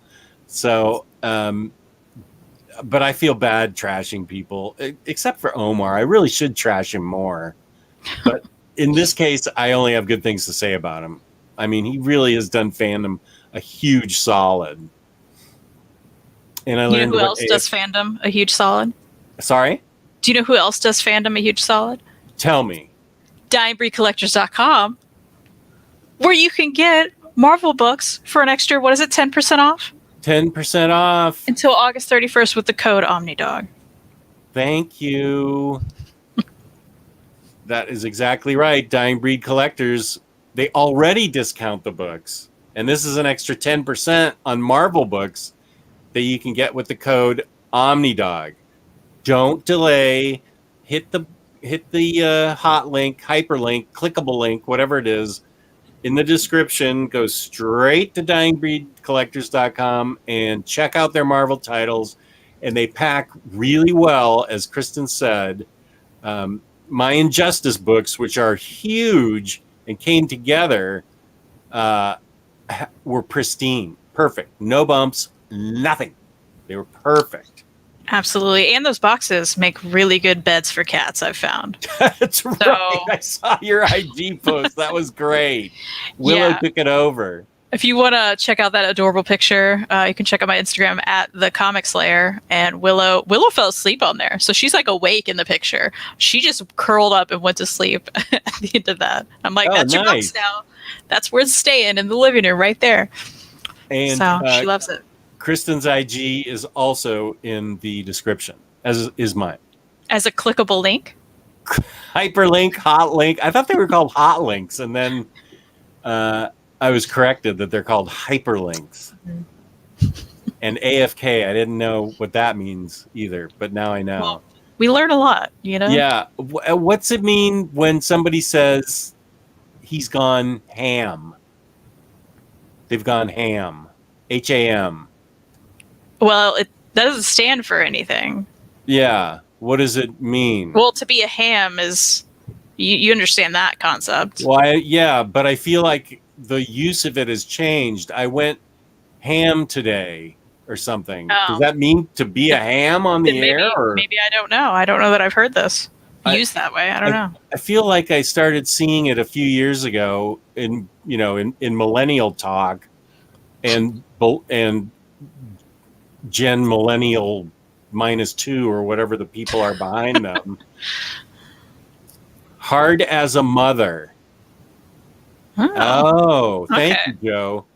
So if you go ham at the comic book store, you're buying a ton of comic books. Hard as a mother. I guess I've never heard that. Yeah, and Nathan, Redcoat Turncoat, just messaged me and used the whole phrase. Okay, thank you. Oh, Reed just texted me the same thing.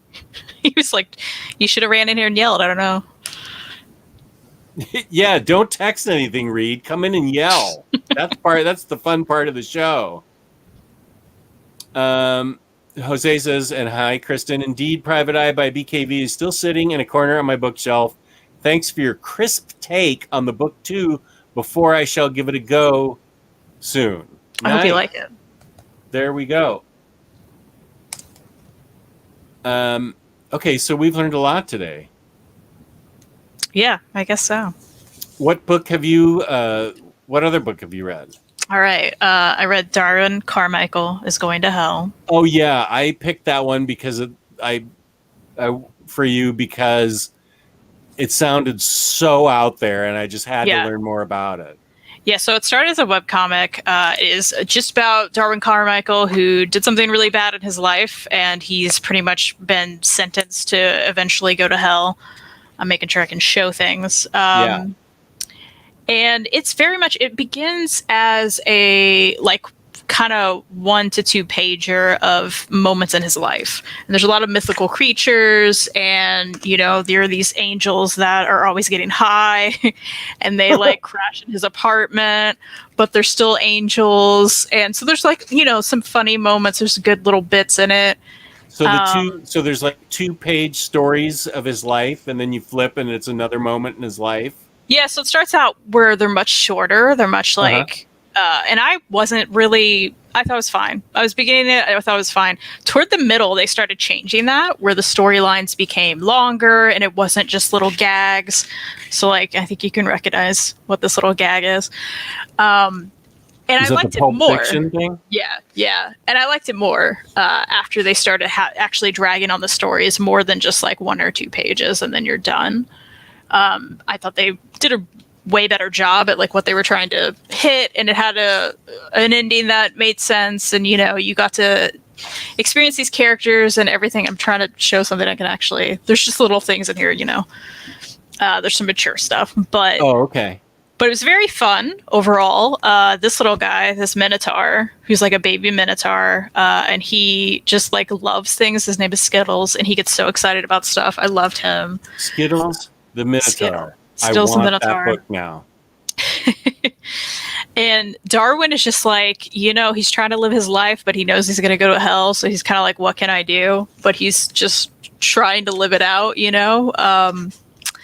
and you learn more about that and what exactly he did. And there's a lot of, if you're easily offended, you don't want to be reading this. There's a lot of there's Dalai Lama stuff, and there's jokes that are pretty offensive, and there's some language that I didn't love that I'm I think we're better than this now, and we shouldn't be using these words.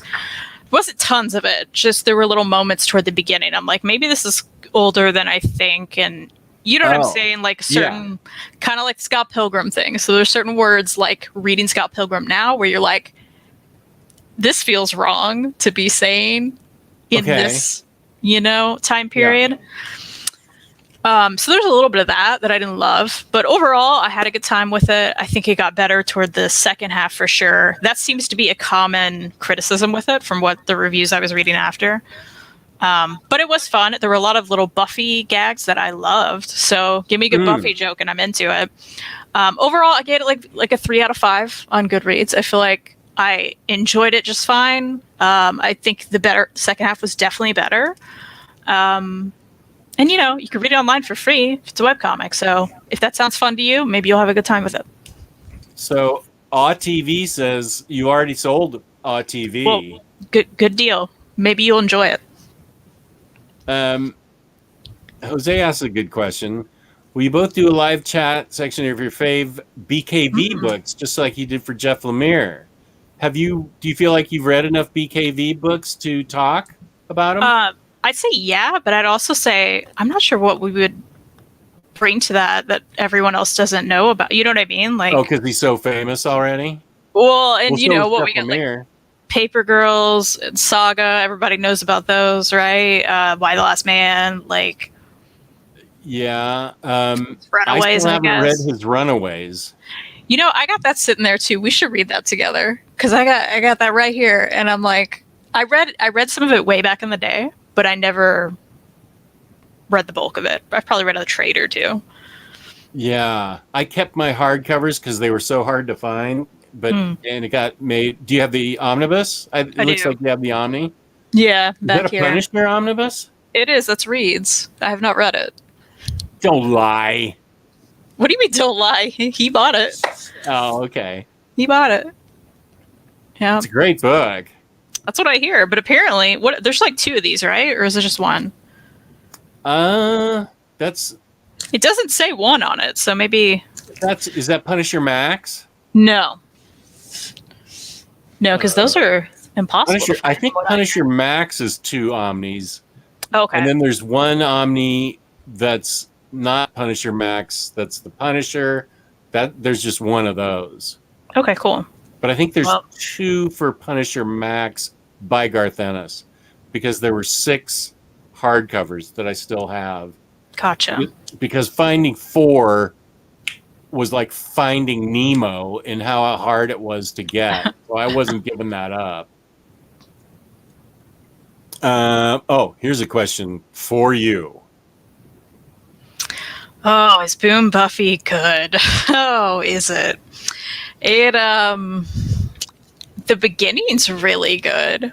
The first few issues I was really into.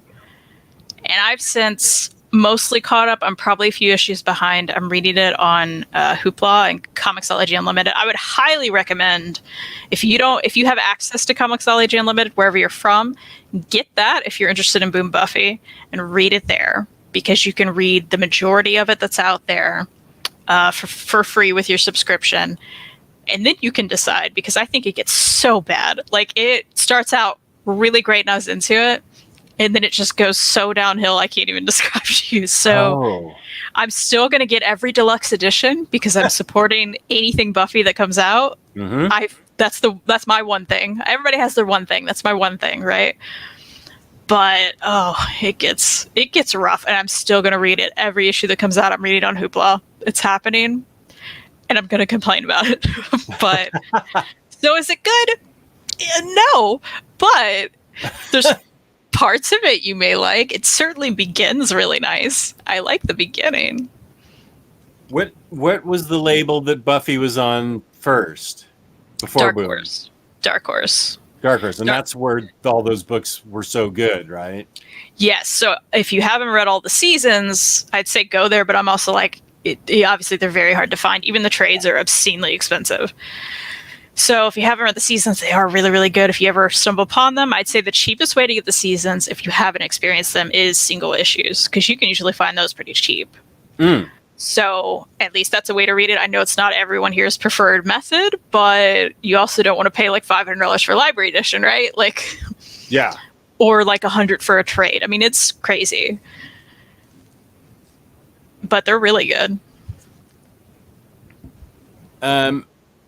Here's hi everyone, long-time listener, first-time caller. Wondering when OmniDog is going to stop holding my TMNT figures hostage and send them to me. Thanks for taking my question. Unlike you, Super Squad D, I'm ready to take your money and send them to you because I don't want them hanging around. So You don't have room. Just PayPal me the money and they're yours. So stop that. Stop being yourself. What are you doing here? Come on. OmniCat with the most relatable review of all time. You have those feelings about Buffy? Yeah. That's funny. I don't, you're the Buffy expert. I know there's a new book coming out this Oh, month. I meant him.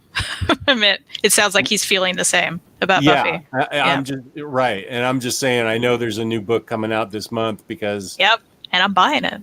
Okay, I mean, I'm the same do way I with. hate myself for it? Kind of, but I'm going to. I'm the same way with Harley Quinn. When after Palmiotti and Connor left the series, holy smoke, did it take a nosedive? But did I buy the trades? Yeah, you did. Bet. Yeah, and you did. I read Yep. them and I tortured myself. Yeah. Don't care. Had to have Yep. them. I'll probably reread some of Boom Buffy because I know Maddie and I will eventually do a horrible live show on it. And by horrible, I mean we're gonna complain, and that'll be great. But man, it's not great. It's not. Yeah. I mean, I've put myself through Suicide Squad twice now, New 52 and Rebirth. Holy smoke. I mean, New 52 is okay, but Rebirth hit a new low. Ay, ay, ay. Okay, so it's already starting. Super Squad D, free the hostages. Oh my God, you're flaunting them now. Yeah, I am. Just PayPal me the money, you dork. These are cool, but I'd have no place to put them. These are the free comic book day black and white ones. They are cool. Yeah, they are really cool. I think, I mean, I got a set, and I think I'm probably just going to leave them in the box. I mean, they are very well made with lots of, well, not lots, but they came with their own cool weapons and stuff. Now, why do they have, what's going, oh, they have some kind of effects on their feet, or is that them strapped into the box? Oh, I think they're welded to the box in those awful, really hard to cut things. Okay, yeah, these guys are really well put together, and you can still get them on eBay for what MSRP is if you're interested in. It's not like these are hard to find, but I did get Super Squad D a set, and now he's being a jerk and won't pay for them. He's like turned the whole thing back on me, and now he won't pay me for him. And now he's torturing me again because now they're hanging out. He won't pay for them. I wish they were $250 on eBay. I would just sell them. Freaking guy. Oh, here's a question we can answer. Boom, bam, boom.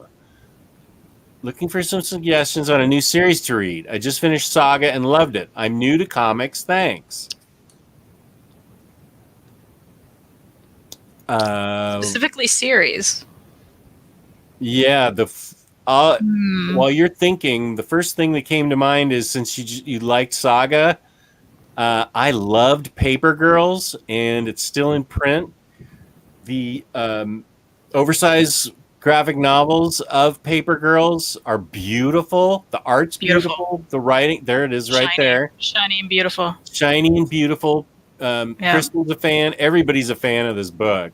Yeah. These are 3 books, also by Brian K. Vaughan with great art by Cliff Chang. The art's great. Yeah. Yeah. So I would recommend that for you. It's a great one. It is very rereadable too. I've reread it a couple of times, 3 times. So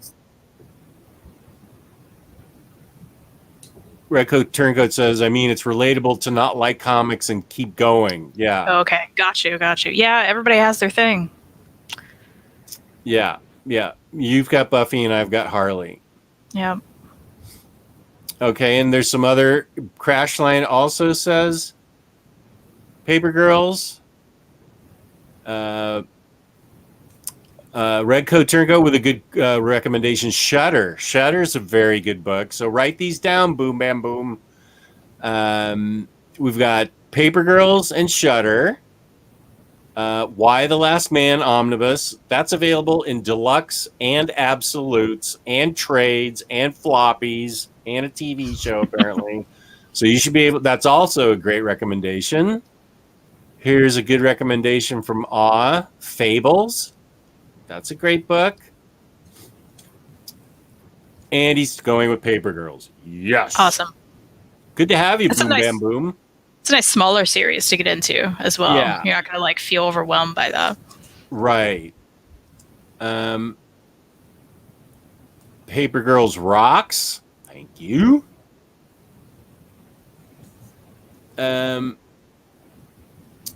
And we have some other questions, but I have to stop this right now. Neither. Don't do it, Amaya. Don't bother with either Suicide Squad. I got them in. I also have the floppies from New 52. I don't think I have the floppies from Rebirth, but I have all the floppies from New 52, and it's at best it's okay. It's readable, and I liked Harley in it. Rebirth is almost unreadable. Don't do either. Don't do either. No, spend your money on Harley Quinn by Palmiotti and Connor. Those books are great. The first 3 Omnis, fantastic. Get the first one, read it, and come back to me. Do not bother with Suicide Squad. No.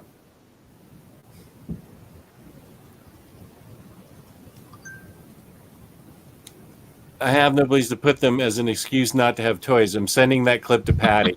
She's heard everything, believe me. James Abel says the new HQ by Stephanie Phillips is very good. That is good to hear. I think Hayden has told me that too. Oh, and Harley Quinn. This is a good Harley Quinn book. And the Birds of Prey. This is an oversized Black Label book. This is a really good book. It's by Palmiotti and Connor. It's a standalone story. It's wonderful. Okay.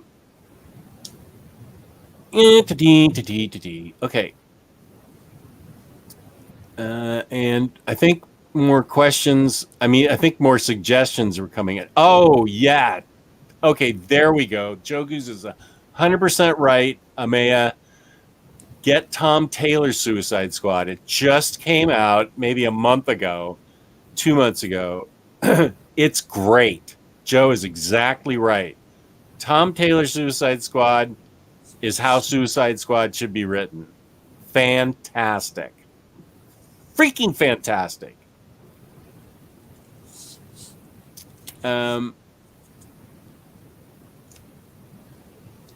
Let's see. Yes, Tom Taylor's on my list. I would go ahead and get that book. I would get that book really soon. Actually, that is a really good book. And he's also written an excellent Hellblazer. Tom Taylor, everything he writes is great. I hope he writes forever. Here's Mark Spector or Am I Jake Lockley? Ordered Suicide Squad by Tom Taylor last month. You can't go wrong with him. Exactly right. Which volume of Conan the Barbarian colored omnibus has the best story? Ooh, should I grab the upcoming volume 6? I am selling all my Conans because I really am not going to read them. And it's no knock on Conan at all. I'm just going through my collection and being honest with myself.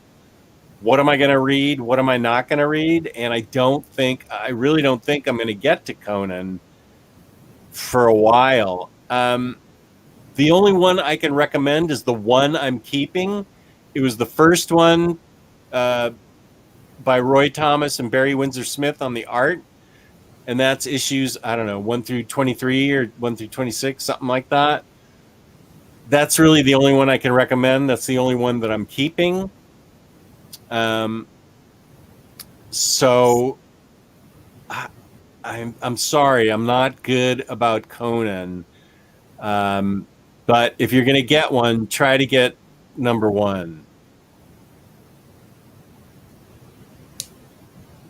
Oh, and here's a complaint. As long as it's not against us. Just finished reading Spiderman by Michelini on us. I hated it. LOL, sorry, but yeah, it was so boring. Hey, your opinion is fine. Yeah, speaking of boring, Oh, let's go. my next book. Okay. Oh no! With Peter That's what everybody Tomasi. bought for like $5 and wants to read. Yep. Oh. So it is about the Brooklyn Bridge and how it's constructed. It took 13 years, costs a lot of money. They go through everything. You get to learn about, this guy's life and his family life and what happened with that. And here's the deal. There were some interesting moments. I'd say, ultimately on Goodreads, I gave it a 3 out of 5. Okay, a lot of stuff happened. There's some drama. But there was also a lot of boring bridge stuff. Okay, I just didn't care enough about this bridge being made. And hey, it seems like it was a good part of history. They needed the bridge. Seems like a lovely bridge. Awesome, happy about it. But did I need to read this? No. Again, I liked it fine ultimately, but I also was bored a lot of the time about the bridge. So maybe if you're really into bridges, or maybe just weird bits of history in general, maybe you'll love this. And again, didn't hate it, liked it fine, but was bored. Okay, that is too bad because I know a lot of people have that in their library. It's by Tomasi, right? Yeah, and hey, it was well done for what it is. But it was also about a bridge, so you can't make that more exciting than it was, I guess. I forget, how did you feel about House of Penance? I liked it. You liked it? Okay. Yeah. That's also by him. I like that more. You liked it more? Okay. But I think it was also just the whole thing around it was weirder and more interesting in general, right? Yeah. I mean, some people died in this, so there's some death, right? What a selling point. Hey, death. People die. There are, again, interesting bits. Again, 3 out of 5, didn't hate it. But I was also like, well, I remember reading about this bridge still. I'm bored, So that's how I felt, okay? It's going to go to second to Charles. Oh, okay. Yeah. My next book was Generation X Epic Back to School. I like books like New Mutants, X-Force. I like the young X-Men. And I believe Omar told me this is volume 1, 1994, 1995, so it's very 90s. And I think I got it on Omar's recommendation. First of all, since it's a 90s book, the art is fabulous because they've got all their top artists working on all the X titles. So all the art is really rocking. Throughout the book, it is fantastic. I mean, they have, gosh darn it, they have their top guys, drawing this book. And it's got a lot of new characters, of course, because they're getting introduced to you and as a new class of young X-Men. I believe under the tutelage of Emma Frost, because that was established at the very beginning, and it took a long time to read. Let me show you some more of the art. And it deals with a lot of what I like is for these books. It deals a lot with the interpersonal dynamics of the group and the individuals. It did a really good job of showing you everybody's personalities, how some get along, how some can't get along, how some don't want to get along. It's the typical young X-Men. What am I doing here? I hate everybody. I don't want to help, and they end up wanting to help. So, I will say that it's one of those X-Men books that has a couple of events in it. And it starts off with the Phalanx Covenant event. So there are two ways to approach X-Men. This is how I deal with it. You either have to go back and read what's before it that leads into it, or you just say, as I did, okay, that happened. And you just accept that you're getting thrown into the story and these things happened and they're having this battle. It's the Generation X part of the whole Phalanx Covenant event. So I just went with it and said, okay, that happened. The story throughout, there's not enough Emma Frost for me. I prefer a book, if she's going to be in it, I want a lot of Emma in it, but she's in it enough that it's really fun and interesting. Here she is on this last page. I really liked this book. I had a lot of fun reading it, and I think that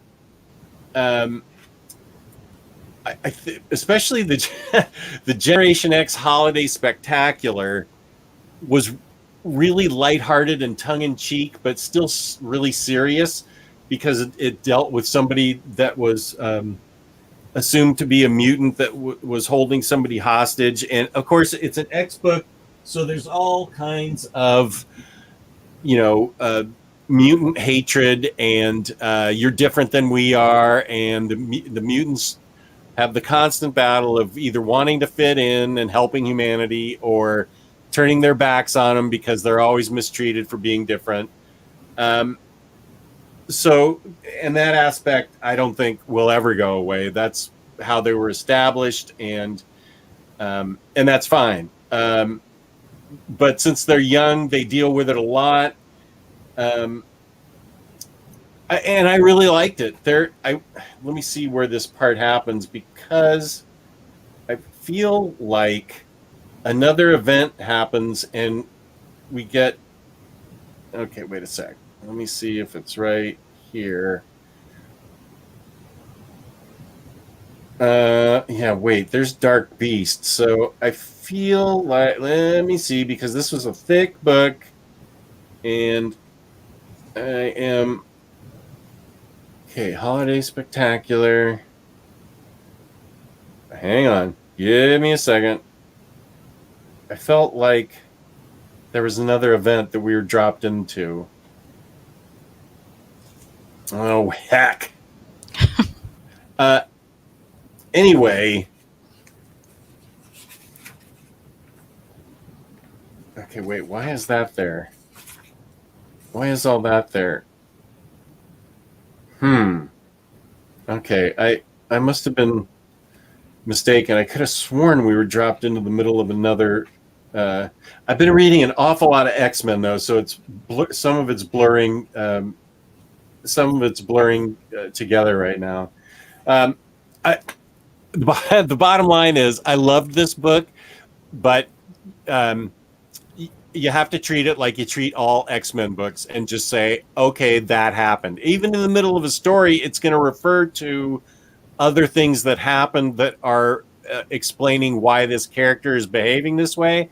Some character could just show up and start doing stuff, and he or she is from some other X book, X Factor, X Ecstatic, X Wolverine and the X-Men, whatever. They get dropped in, and you just have to go with it. I don't mind that, because otherwise I'd never be able to read an X-Men book. I will say that these are not standalone books. You have to have some knowledge of some people. Jubilee is big in this book.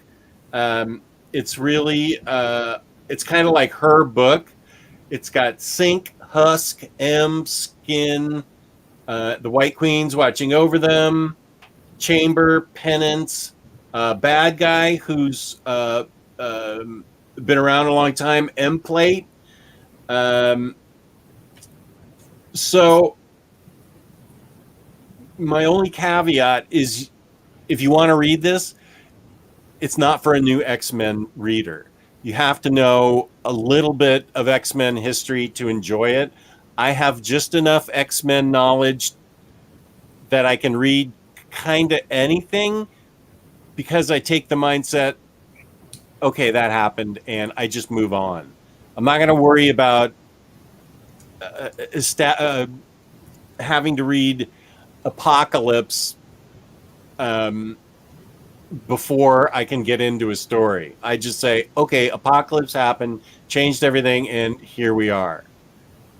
I think that's a different book I'm thinking of, where in the middle of it, Apocalypse happened, and I had to go, okay, I haven't read Apocalypse yet, but it happened, and here we are.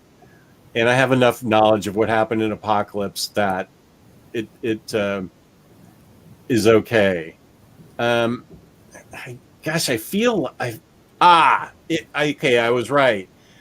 Age of Apocalypse does happen in the middle of this book, and here's an explanation of it. This is why sometimes X-Men can be frustrating, because it not only starts with Phalanx Covenant event and just one part of it, but Apocalypse happens and changes the direction of the story. The direction of the stories because of the events in Apocalypse. So you really have to be willing to roll with it and just say, whatever. Okay, fine. I'm okay with it. I thought that's what happened. Yeah. So this is not for a standalone person to read, a standalone book for a person to read. If you like X-Men and you like young X-Men like I do, like with X-Force and New Mutants and stuff, those are my favorite kind of books, then this is a good book for you to read. Back to School. I don't know if anybody got anything out of that review. I don't know. I enjoyed it. That's what matters. I don't know. I liked it a lot. It was fun. Well, I also liked and had fun with Han Solo. Ah, good. Of course. It was a really good time. It collects the miniseries 1 to 5 and then some of the stuff that happened in Jason Aaron's Star Wars, which I'd already read. But the miniseries I hadn't. And let's just talk about first, Mark Brooks on art is just incredible in this. Like, he captures everyone perfectly. I mean, look at that. That's just... I don't know. That kept blowing me away. I was like, this art's perfect for this story. And it's really just about, like, Han goes on this mission that Leia wants him to, because he'll do anything for her. And he has to go throughout this epic, like, big race in space that most people don't ever survive. I think no one's ever won it.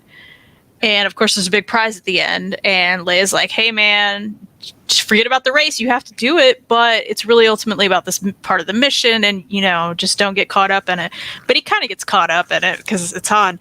And I don't know, there's a great, like, cast of racers throughout this. And it had a really great ending. And I really loved it. I thought it was, like, it's one of the best modern Star Wars stories I think I've read in a bit. So...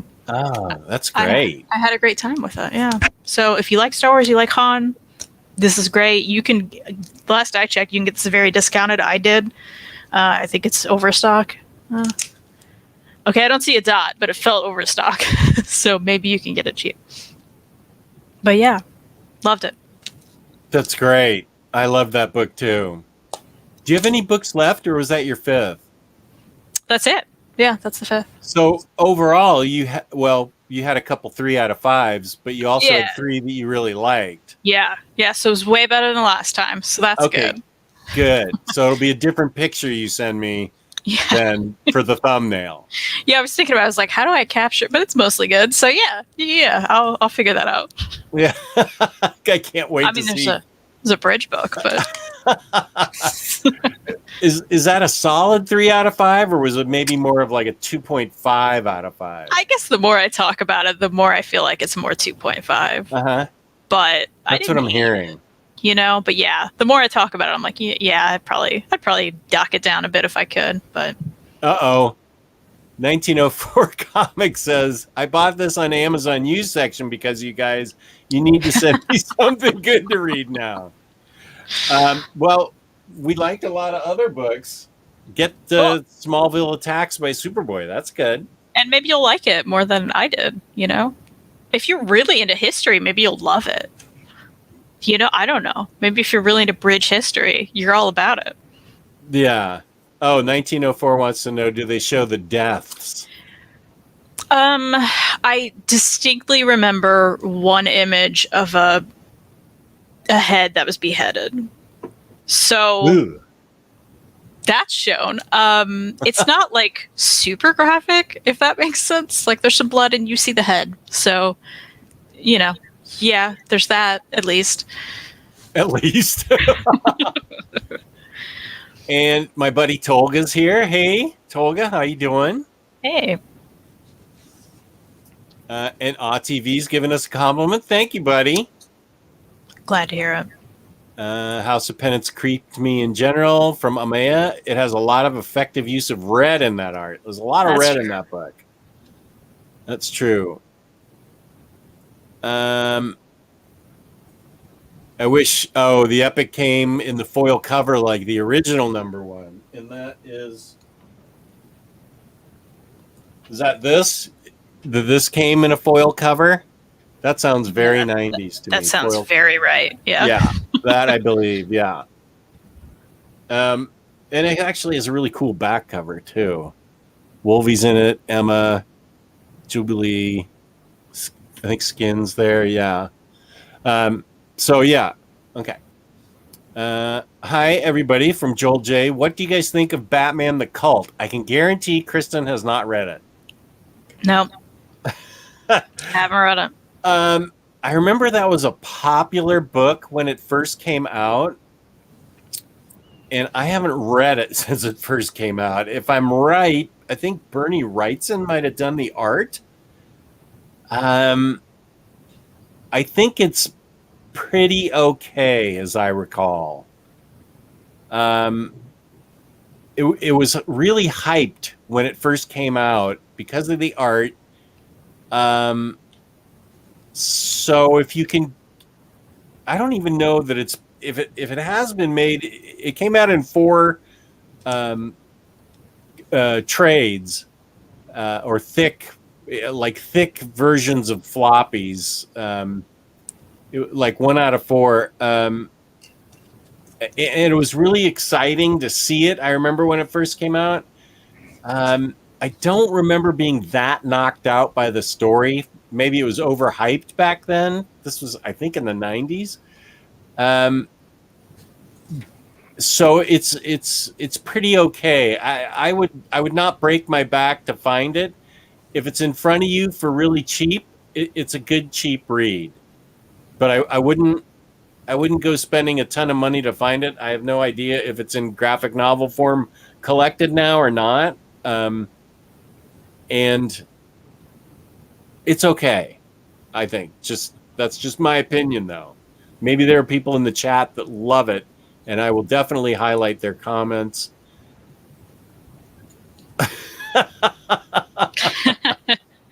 As I recall, I believe this was a mistake that happened.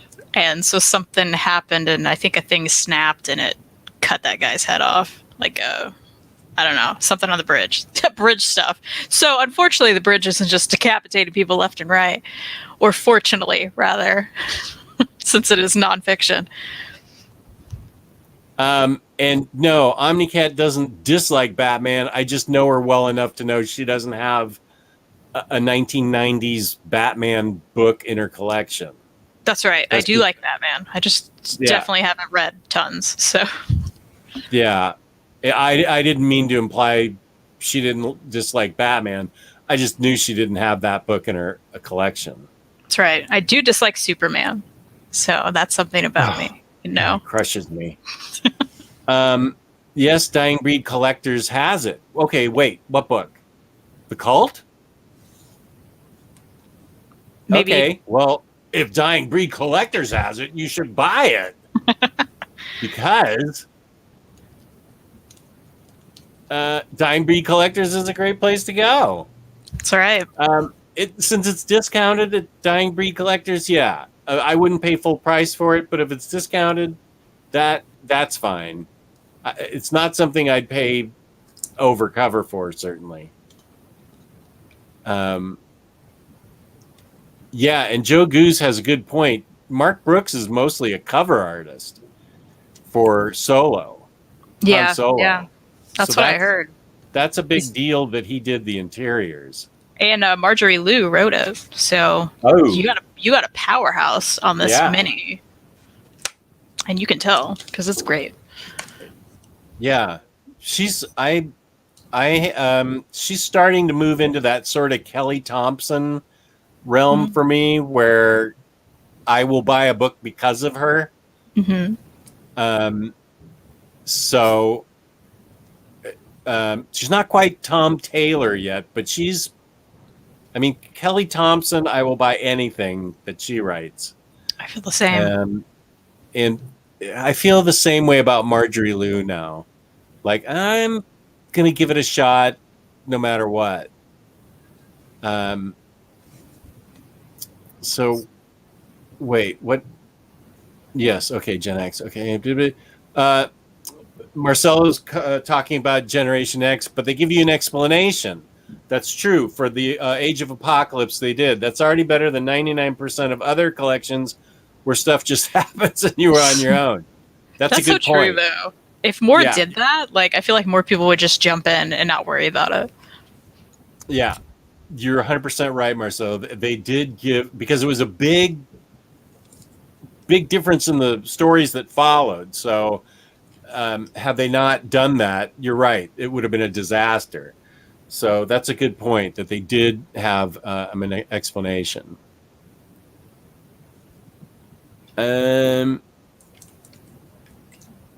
Oh man, back-to-back shows for Kristan. Good luck. Oh, are we running into your time for? Do we need to wrap this up? It's at the top of the hour, so. Oh, okay. Well, we need to give you time to take a break. A little break, yeah. Yeah, we need time for you to rest. Did you both like Dr. Aphra? Yes. Did you read Dr. Aphra? Yes. 100% yes. For me too. Do we? Kelly Thompson Deadpool was fun. Too bad it got canceled. I want to read that. Do you want to give? Sorry. I want to read that.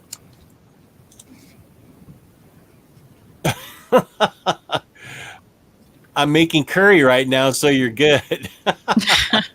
We can always start later if needed. Oh no, we're good. We'll be good. I don't think we're doing a 3-hour show. Yeah. Do you want to give me? What do we have? Do you want to stop in 5 minutes? Sure. Okay. Let me do my last recommendation. Yeah, you have the end books, right? Yeah, I have one more book, and then we can see if anybody has any questions and wrap this up. This was an undertaking. This is X-Men Grand Design, and it's 3 oversized soft covers by Ed Piskor, and this is basically the history of the X-Men up until about 1980.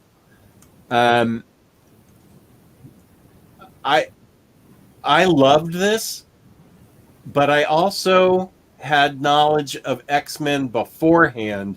Everybody says this is a great book for people to start X-Men. So let me go back to book 1 because I read that like 3 weeks ago, and I want to see. Yeah. I think this is a good way for somebody who doesn't know anything about X-Men to get into X-Men, but it's a lot of information for 3 books. Ed Piskor does a great job of summing up everything and making it flow, because I think that's where people could run into trouble with these books, writing them, is making them flow, because X-Men doesn't necessarily run in a straight line. It's got a lot of things happening from other places. You know, there's events happening, and there's other X books happening at the same time that break off. So it would be easy to get bogged down with the details, but I think Ed Piskor does a really good job of just telling, as best he can, a linear story of the X-Men. And you, I sort of forgot, and it's such a central part of X-Men, how many things and times she dies for Jean Grey. She dies and gets resurrected and becomes somebody else, and all this. I mean, Like every other day. Yeah. yeah. Stuff happens to her, like remarkable stuff. There's nothing that happens to her that can't keep her from showing up later. I mean, she literally gets ground into atoms, and the atoms reconstruct themselves via the Phoenix force, and she lives again. So she literally will not die and be part of an X-Men story. If she's not part of an X-Men story for like 2 years, she's going to show up again. There's no way to kill her. And this story, this book does a good job of explaining how she keeps coming back. Because if you're reading it, I don't know, if you jump in at a certain point and you're like, I thought Jean Grey died. Dude, Jean Grey dies like 15 times. So this book does a great job of explaining exactly what happens to her, especially here when the Phoenix Force shows up. The art is oversized and really nice. He definitely has a style of art that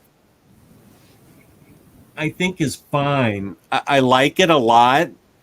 I think that you need to just let yourself get into it and go with the flow of the book. If you read all three of these all together, you will be all caught up enough on X-Men to read any X-Men book now. So these books do their job, and they do them really well. I will probably give this a 5 out of 5 because it does what it sets out to do. Make the timeline of X-Men from like 1963 to 1980 readable and coherent and fun and interesting. So, and Simeon Logic says, I love the paper quality they used.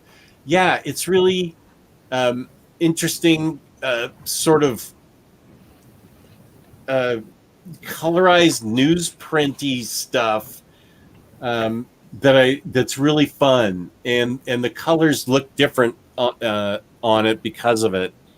I really dug these books. It took me a long time to read them because X-Men is full of a lot of things that happen.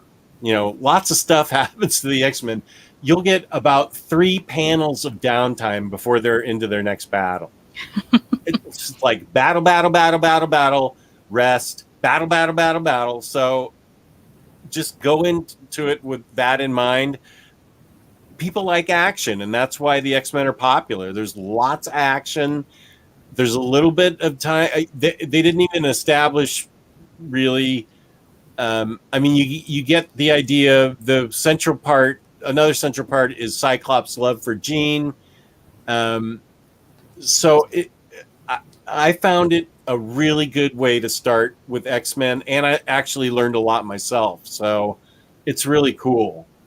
I dug it.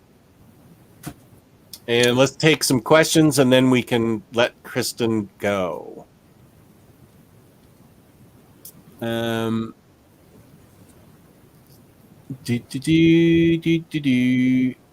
Show idea. Now that Halloween is hitting big box stores, yay August, how about a procured autumn Halloween reading list to get us in the mood? We could do that. That's a good idea for a next show. Involving no reading, just picking out titles for Halloween. We can make a list. Yeah. I like that idea, Purveyor. Thank you. You want to do that for our next show? Sure. Yeah. I'll write it down. Great. Thank you, Purveyor. Great idea. I like how it's autumn and Halloween because there are some, I'd say like Sheets is a nice autumn book. That's a good point. Yeah. And there's Halloween elements, I suppose, with the ghost, right? But it's still more like you get that feel of autumn. It's kind of cozy, Mm-hmm. not so creepy. Yeah, not everything has to be scary. When he says autumn, yeah, it brings up a certain feeling of the seasons changing. So I think that's an important part, that it's not just Halloween, Right. but autumn too. Good job, Purveyor. Wait, there was a discussion happening.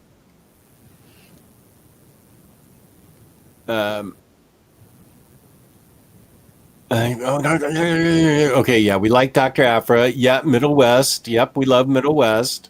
Mm-hmm. The final decapitation. Y'all always have the coolest shirts. Thank you, buddy. Aw, that's nice. Oh, I'm wondering where Hayden was. Hey, Hayden.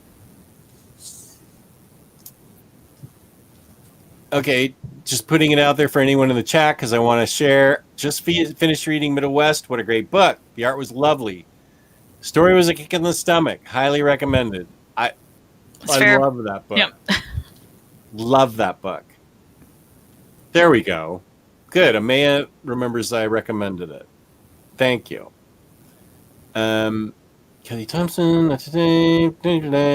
Madeline. His idea. Yes, I have it. Wait. I think it goes from classic X-Men through the Claremont run. Yeah, it stops with an X-Men book from 1980. Ed Piskor is great. Yeah. From a macro level, the X-Men fiction is a mess. Entertaining and good reading, but man, it's a chaotic mess. You really need to be able to just be easygoing with your understanding of the continuity. Yeah, exactly.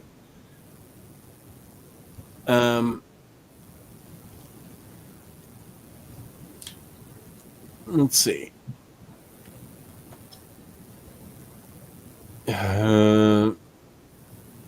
Start by Harrow County and Death Follows. I haven't read Death Follows. Have you? No. I haven't heard of it.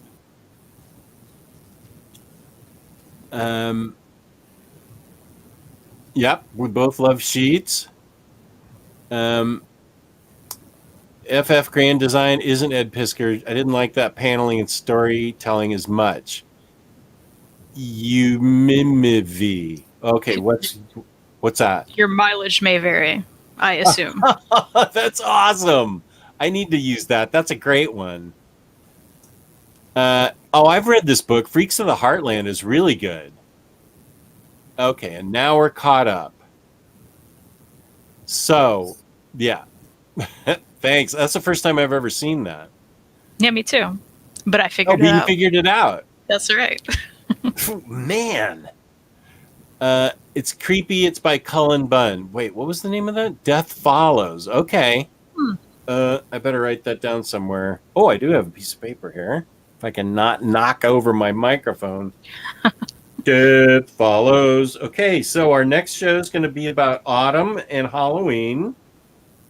And are you ready to wrap up this fun fest? We've been on the air for freaking forever. Where can people find you? I have it in the description. Well, at the top of the hour, if you feel like going over to the Omnibus Collectors Network, I'll be on with Maddie. We are going to talk about One Piece, though, so maybe not everybody's into that, but it is fun. So if you want to have fun, go there. Also on Instagram, if you want to see the Dying Breeds collector box that my cat is sitting on, it's a very cute picture. That is at the Comic Slayer. Check it out there.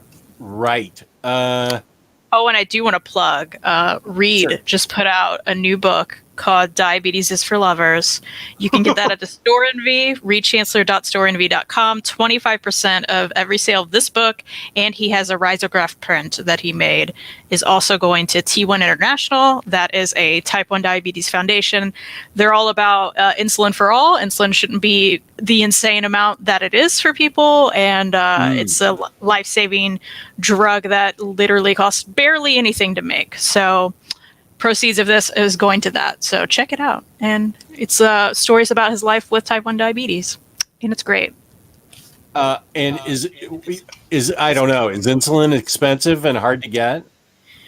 It's not hard to get. It's very easy to make, and it costs basically like $6 for a vial of insulin, and the retail price is about $300 something. So holy guacamole. It's pre-insurance, but obviously not everyone has insurance. It's harder to get in some other places, and it's crazy time. So that's the state of the world with a lot of things. But I mean, this is life-saving. It's easy to get and make, and it should not be this way. So yeah.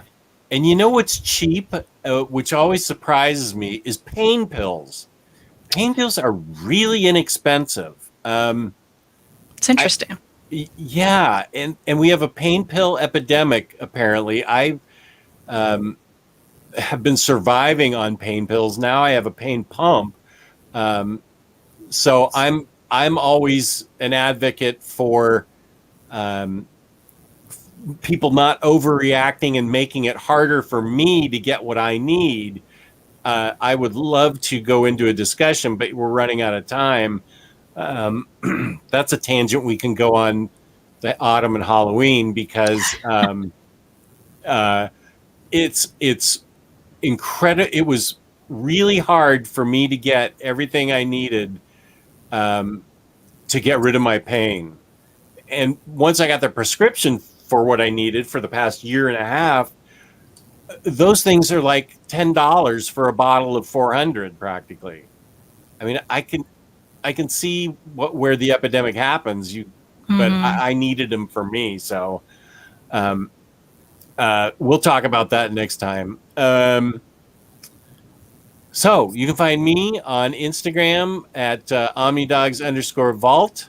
That's also in the description. And remember, Dying Breed collectors, another 3 days of their 10% off already discounted books. And you know what? I am going to close with our song and see if I can figure that out. You're going to see it on the screen, but I love the song, and it's by Redcoat Turncoat. So this will be our way of signing off. Peace and love. Peace and love. Watch the wave share, the wave file as it's being played. We love you all. Thank you to the chat. Thank you to DyingBreedCollectors.com. We appreciate both of you. Love the chat. Love everybody out there watching afterwards. Thank you very much. Peace and love. And of course, thank you to my co-host, OmniCat. Thank you. Thank you so much. Have a good night, everyone.